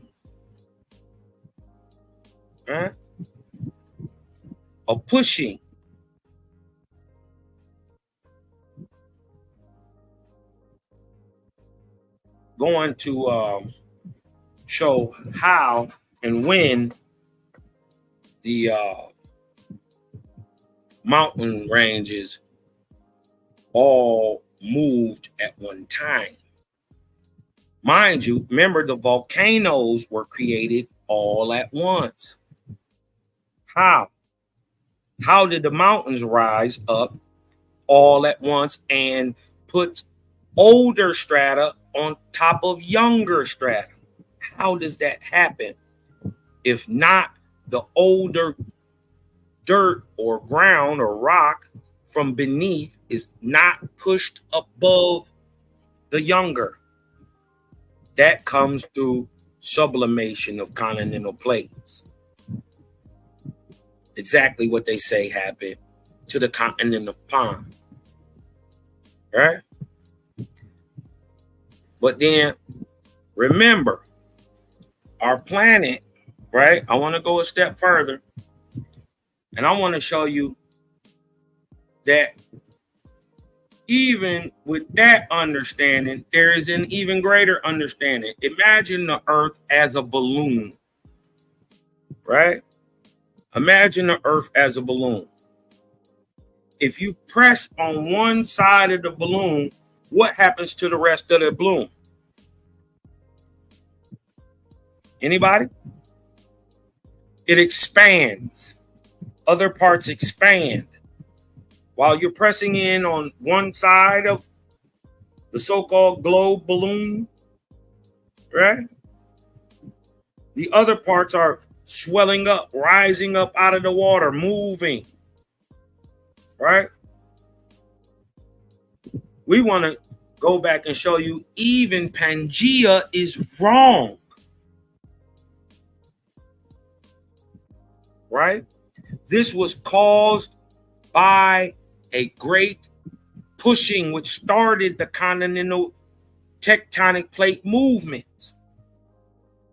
Remember the pushing in of the balloon, but we got to explain what the push is. That is the multiplication of the 14.7 pounds per square inch to 250,000 ships 100,000 times. That gives us a 37.5 billion pounds per square inch pressure over an area the size of the Pacific floor.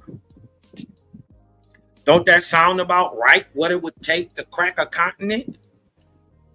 37.5 billion miles per square inch everywhere. That earthquake and that first hit would have smashed everything. It would have everything would have liquidated. The temples, the houses, the people would have just literally started sinking in the ground. Another key that I want y'all to look at is that I'm gonna go back and find this real quick. I want to show y'all that, remember, hold on one second, that in this tube, which was connected to space, right, which they redoubled the energy, right? And since we know space or ether is just sublimated material, right? Sublimated corporeal material in solution or ether. So that means even the material, there would have been material in the tube, right? In the Etherian column, there would have been material from space. Watch this. I want to show y'all something.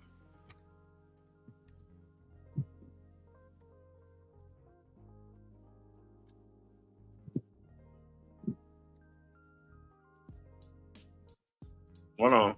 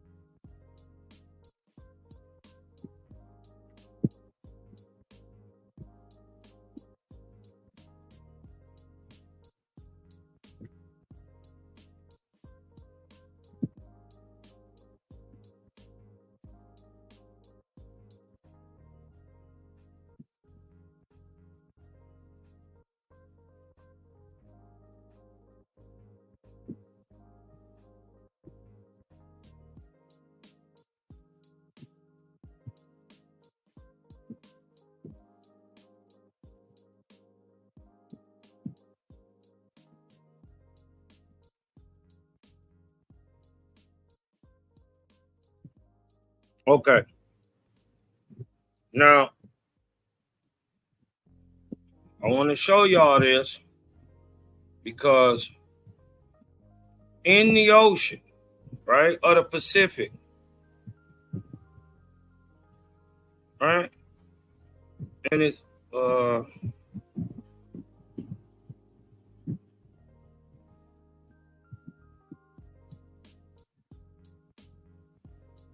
right, I want to show y'all this.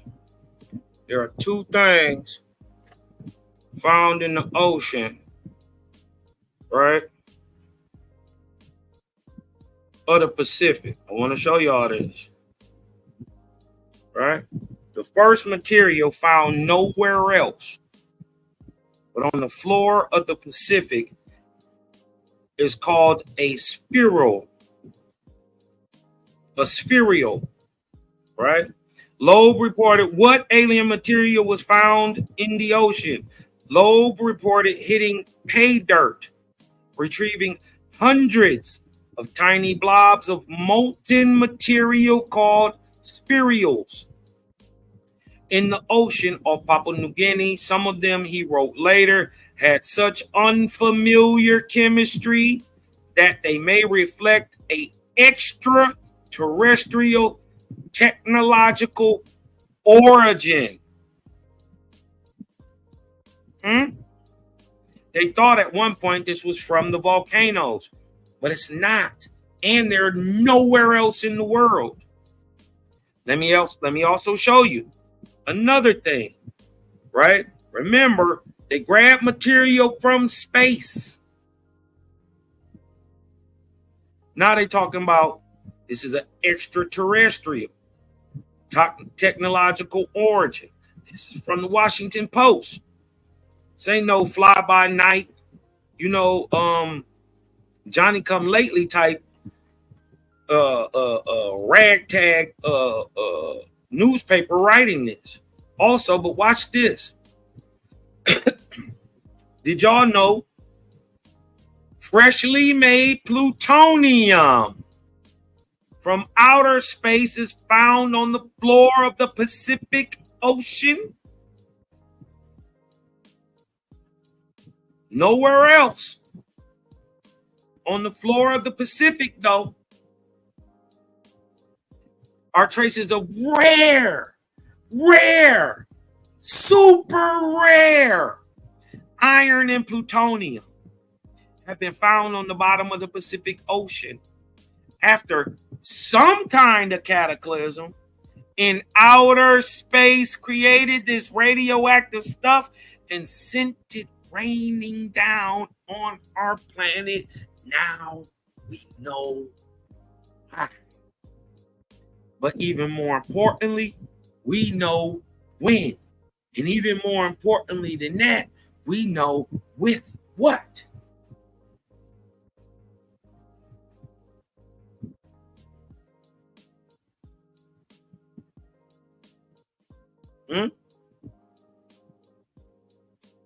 They say the extraterrestrial debris arrived on Earth within the last 10,000 years, 10 million years, I'm sure. According to a report in the Journal of Science, once it hit the Pacific and settled to the bottom, nearly a mile down, the material got incorporated into layers of rock. How? If it's not heated.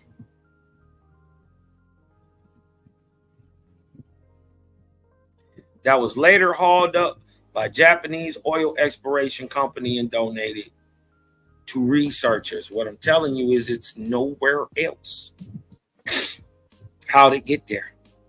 How them spherules get there? They thought they came out of volcanoes, proving that they weren't made volcanically. They come from extraterrestrials or extraterrestrial source, something off Earth. Now you know how. I want to show y'all this real quick. I want to share y'all this screen with y'all. Fair use, fair use, fair use. Dig what I'm saying? Because this is what I actually believe happened. Now, remember the continent was sunk, but that means somebody pressed in on the side of the planet. What happens to the rest? It expands. This is the start of continental drift. Let's go show you Pangea theory proven wrong. Let me show you what's up.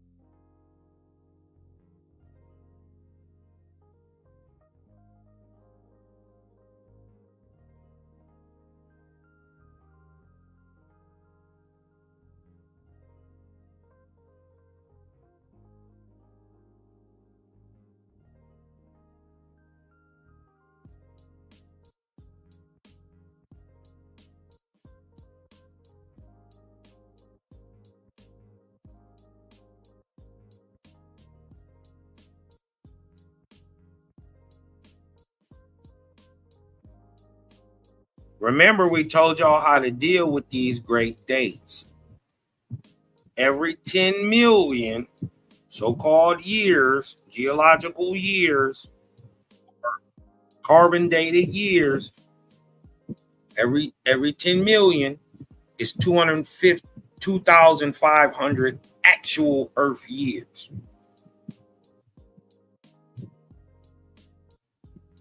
So he's saying roughly 18,000 years ago. Not no 60 million. You know what I mean?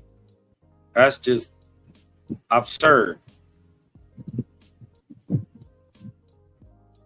But let's just keep building. Let's keep going.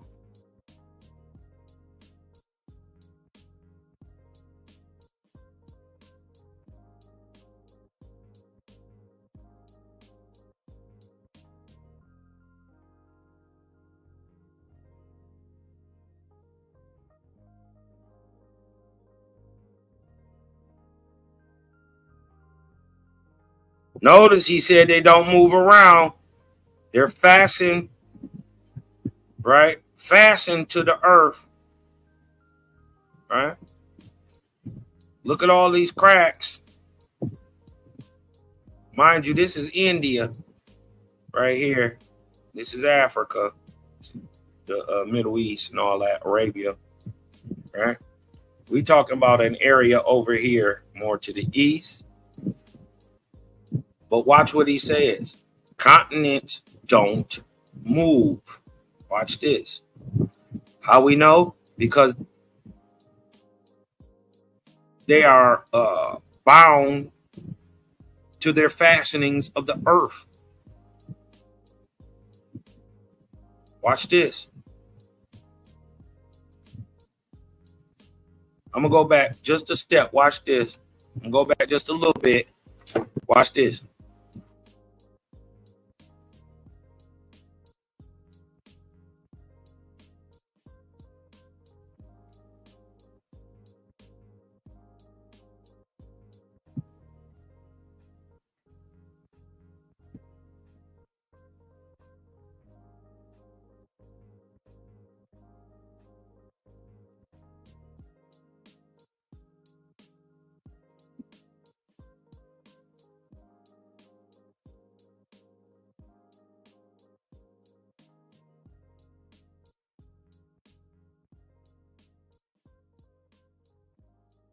Wait a minute, y'all can't hear? Y'all can't hear this? If y'all can't hear this, put a 2 in the chat.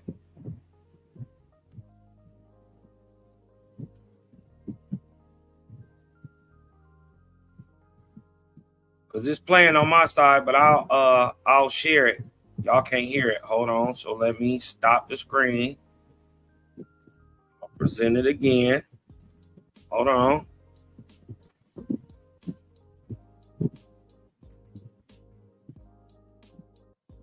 Okay. Then you can't hear it. Now. Hold on. Let's see.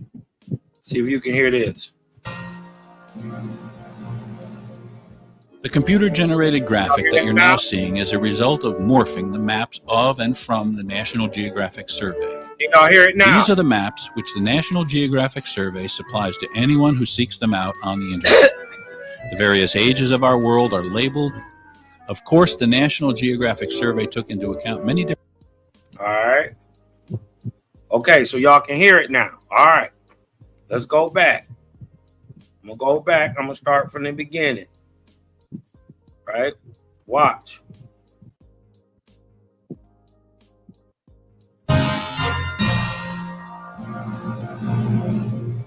The computer-generated graphic that you're now seeing is a result of morphing the maps of and from the National Geographic Survey.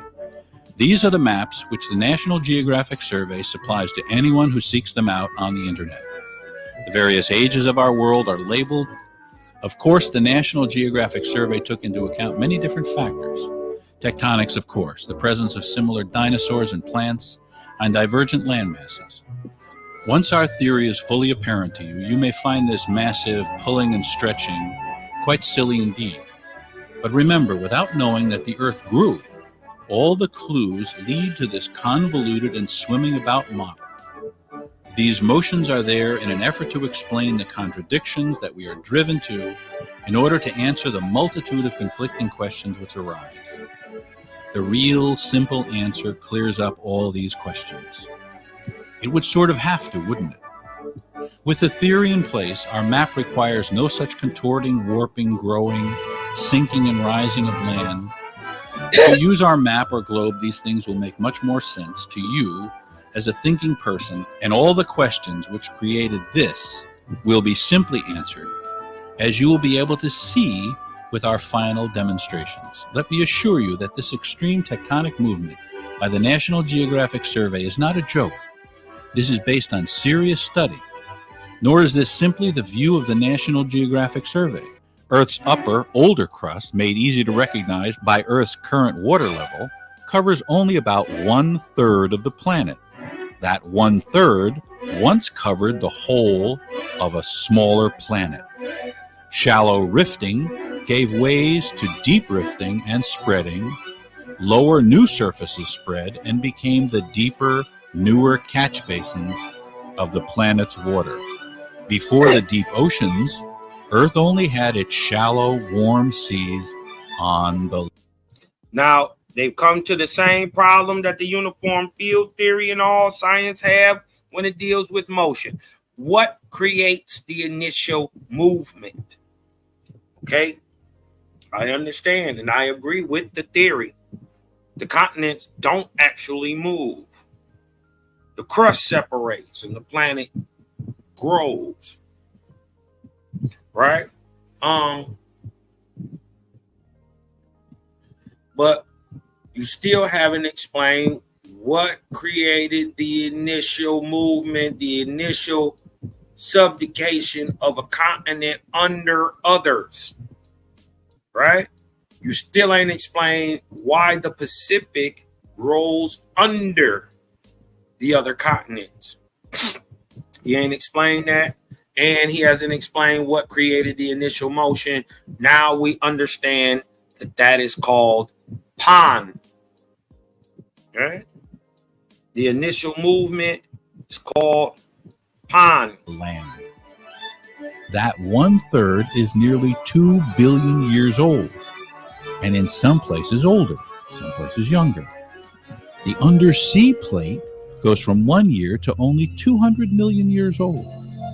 Most of it is under 60 million years old. I want y'all to notice the shape. Large triangular shape in the Pacific, but I want you to notice, look, we've seen where we can actually literally see, right? Where the Etherian column was dropped. Y'all see the outline? Y'all see it? All the way over here. This right here is what they call Zealandia. That's just the southwest corner, excuse me. This is what they call in Zealandia. Look at what else they haven't found. Remember, this is Japan. It was carved up off of it. But they said up here by the Aleutian Mountains, it was fastened. And over here down by the water. Right?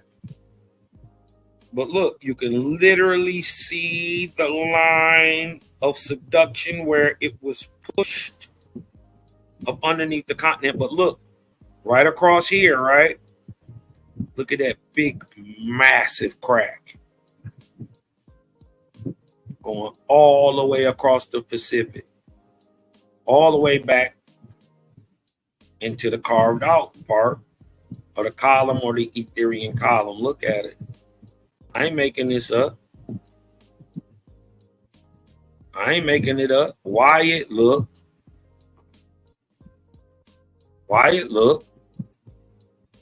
Just like the Pacific plate. I ain't making this up, y'all. I am not making this up. I wanted to show y'all these major cracks across the bottom of the Pacific. And it is carved up like a pizza. If you look at this, it is literally lines going east and west, north and south. Carved this thing up like a square pizza. Go look on Google Earth. I ain't got all day. That's 60 million compared to 2 billion. Or generously, 200 million compared to 2 billion. Does this strike you as odd? Look at this undersea map with me. The land masses are, as you can see, firmly planted in and are part of the undersea floor. Oops. The land masses don't float about. Their bases are part of the sea bottom. Welded to it in miles thick of cooled rock, the sea bottom may crack along weak rift lines, and does every day, crack and spread. But the upper continental plates don't move within their undersea plate. That would be impossible. They're attached.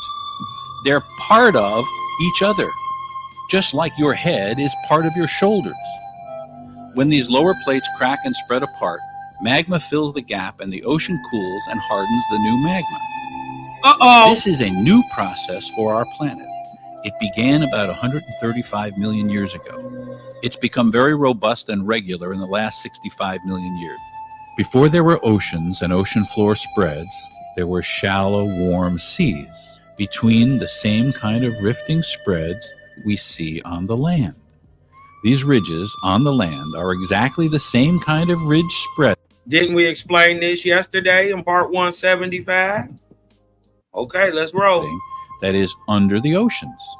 They are both part of the same process. How you get rivers under the ocean? Except that they are deeper under the ocean, deeper and newer. On the land, these old shallow spreading lands are everywhere. All we have to do is see it for what it really is, ongoing spreading undersea plates, which simply extend it outward and deepen to spread and become the oceans. And as they deepen, the old shallow seas drained off into them. And now, on the land, we have left only the shallow sea basins between ridges, which are the spreads. Why don't we see this obvious comparison now? Because now it's all happening under the ocean, except for an earthquake or a volcano here and there.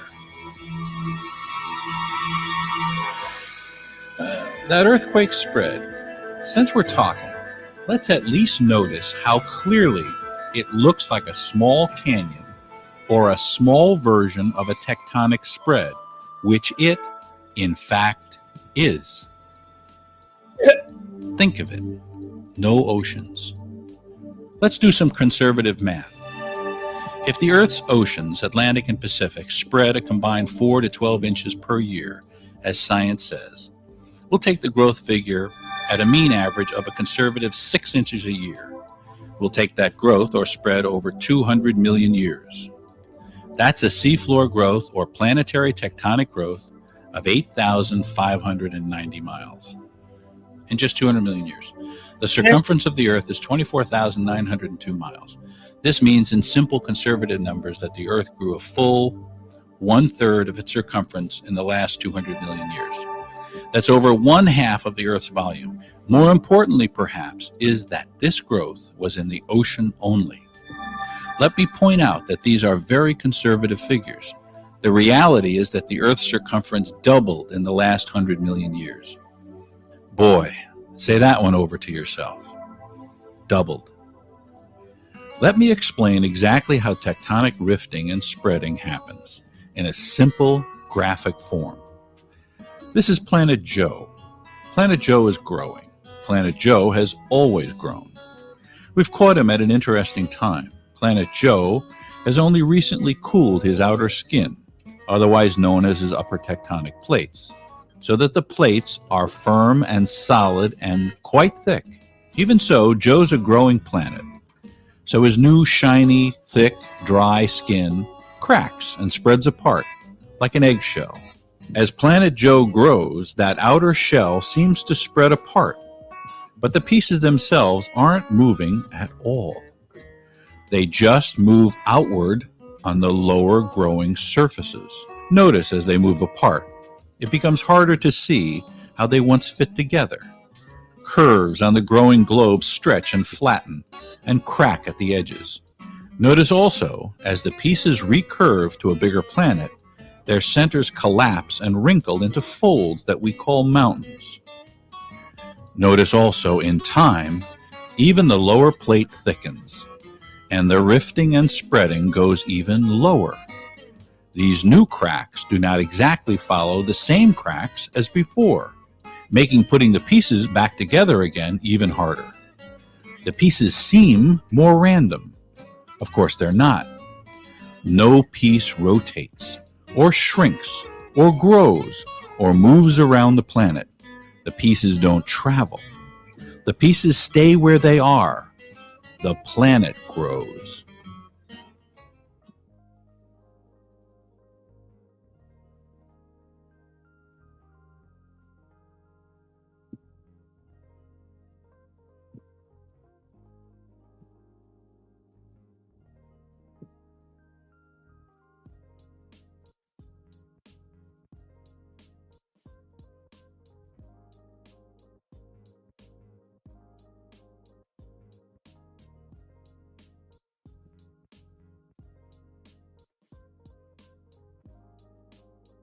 Well,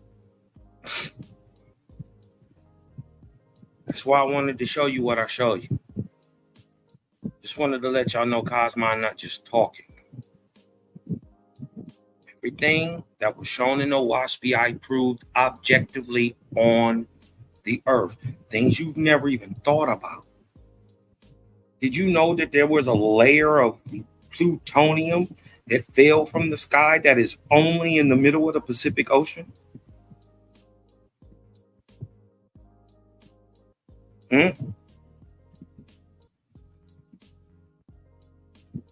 know what I'm talking about?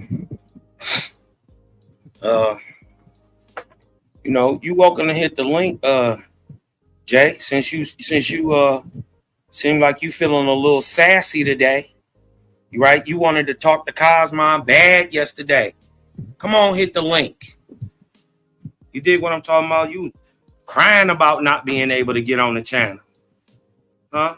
You wanted to come chop it up, cause how do we know this, nigga? Cause we do study. Smart guy. Look it up. I just did a whole lesson on it. That's how you know. I didn't show nothing that wasn't proved objectively through science. How do we know? Dude, you actually do the work.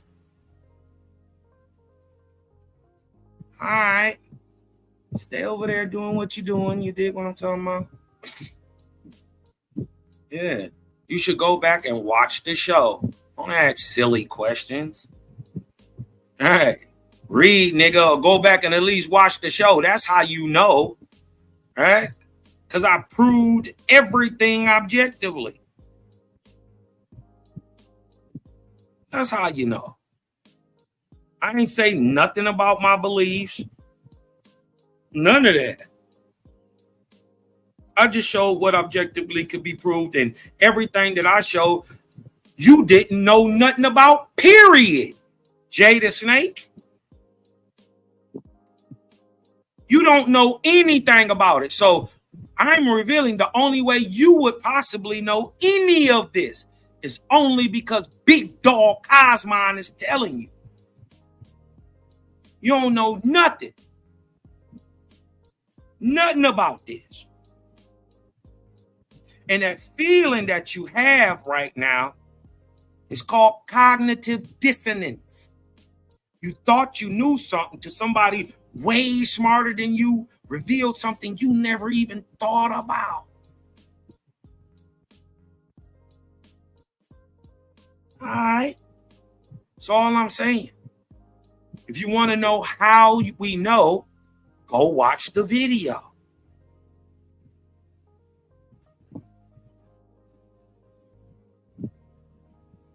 Y'all gonna have to calm down with this. Cosmon ain't said nothing I can't prove. I showed you what I was saying and why I was saying it, and then I pointed at it objectively, truthfully, in real time. How else would you prove anything? There's no other way to prove it. Must have some axioms, some figures, commonly known things applied to it. It's the only way you can know anything. You must experience it. You must learn it, go through it. So with that being said, this is Jehovah Chronicles number 176 from Pangea from Pan. Huh? They have no clue what I'm talking about.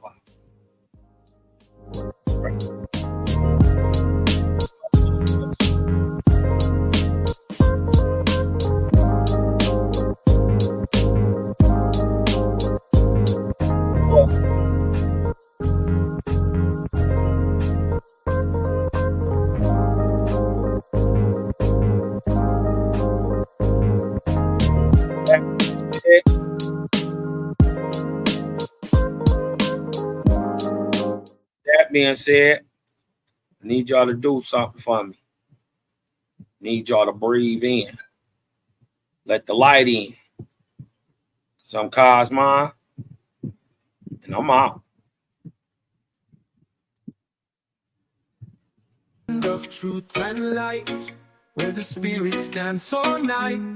The Creator gang shines bright, guiding us with all their might. Trumpets sound across the sky as we raise our voices high, praising the one most high under the Oasis' watchful eye. We sing songs of love and grace in this sacred space. For the Creator gang we embrace, their wisdom we chase, with trumpets playing in tune under the silvery moon. We dance until the morning sun, this connection never undone. Harmony in every beat, our faith is concrete.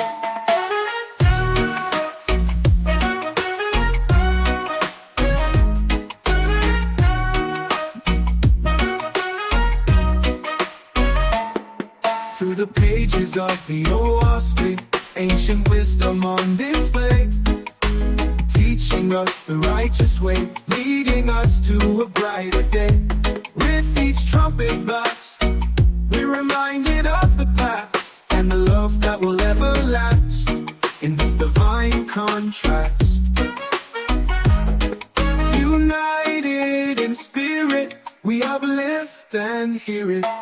We sing songs of love and grace in this sacred space. For the Creator gang we embrace, their wisdom we chase, with trumpets playing in tune under the silvery moon.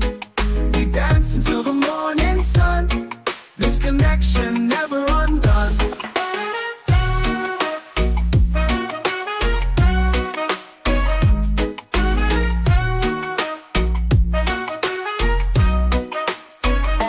We sing songs of love and grace in this sacred space. For the Creator gang we embrace, their wisdom we chase, with trumpets playing in tune under the silvery moon. We dance until the morning sun, this connection never undone.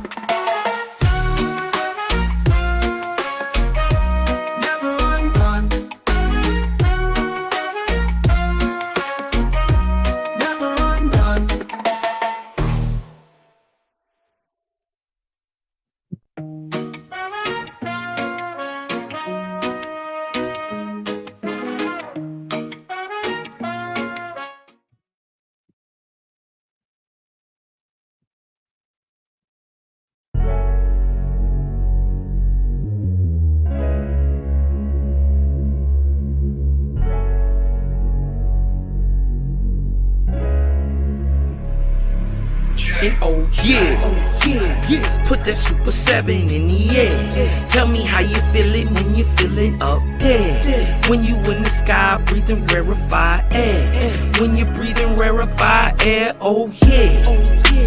Put that Super 7 in the air. Tell me how you feeling when you feel it up there. When you in the sky breathing rarefied air. When you're breathing rarefied air, Just that job theft, that chow mein, that papaboo, that towel main. Since sunset in the arc of Wayne, my brain moving like Tao Sane. So ass above, it's so below. That up and that down thing. This flow is atmospherian. I call that a ground game. See, water is knowledge, so if I'm teaching, you're learning. So how your God make a sun without vortexing current? See, the pattern is ponic. I'm reaching out for my people. Oh, watch me flow through your speakers. You feel the force of the ether. And when the force gets the equal, I'm taking off like an eagle. Police popped the pastor yesterday for pushing Puerto. My DNA is Moshe. Mix that thing with higher water. My spirit rate is OTN. It's just a higher order. Got more light than Kavita. Rap a lot just like Tila. Went from sinner to saint. Shout out my big homie Sela. Got more torque than a sports car. Got more work than a door star. And the 4 million I make, I'm giving the Dr. Umar. Oh yeah. Put that Super 7 in the air. Tell me how you feeling when you're feeling up there. When you in the sky breathing rarefied air. When you're breathing rarefied air, oh yeah. Put that Super 7 in the air. Tell me how you feeling when you feel it up there. When you in the sky breathing rarefied air. When you're breathing rarefied air, oh yeah. Super 7 in my rites and ceremonies. I'm married to Jehovah, holy matrimony.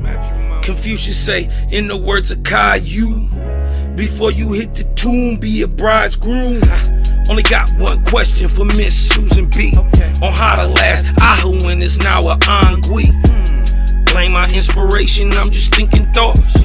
But in the way of God's, we gon' keep it short. Why Jesus wanna kill me, Matthew 10:34. Just a couple questions that I'm needing to know. Oh, watch me flow, it's so potent. Set the vortex in motion. Super 7, I'm floating across the Aegean Ocean. Oh, you a Muslim now, so I guess you making salat. Well, I'm a Israelite, I'ma make him at the Shabbat. Got Moses on the bumper, super slap off in my spaceship photosphere. So I stay lit, peace and light to the faith is so yeah. Put that Super 7 in the air. Tell me how you feeling when you're feeling up there. When you in the sky breathing rarefied air. When you're breathing rarefied air, oh yeah. Put that Super 7 in the air. Tell me how you feeling when you feel it up there. When you in the sky breathing rarefied air. When you're breathing rarefied air, oh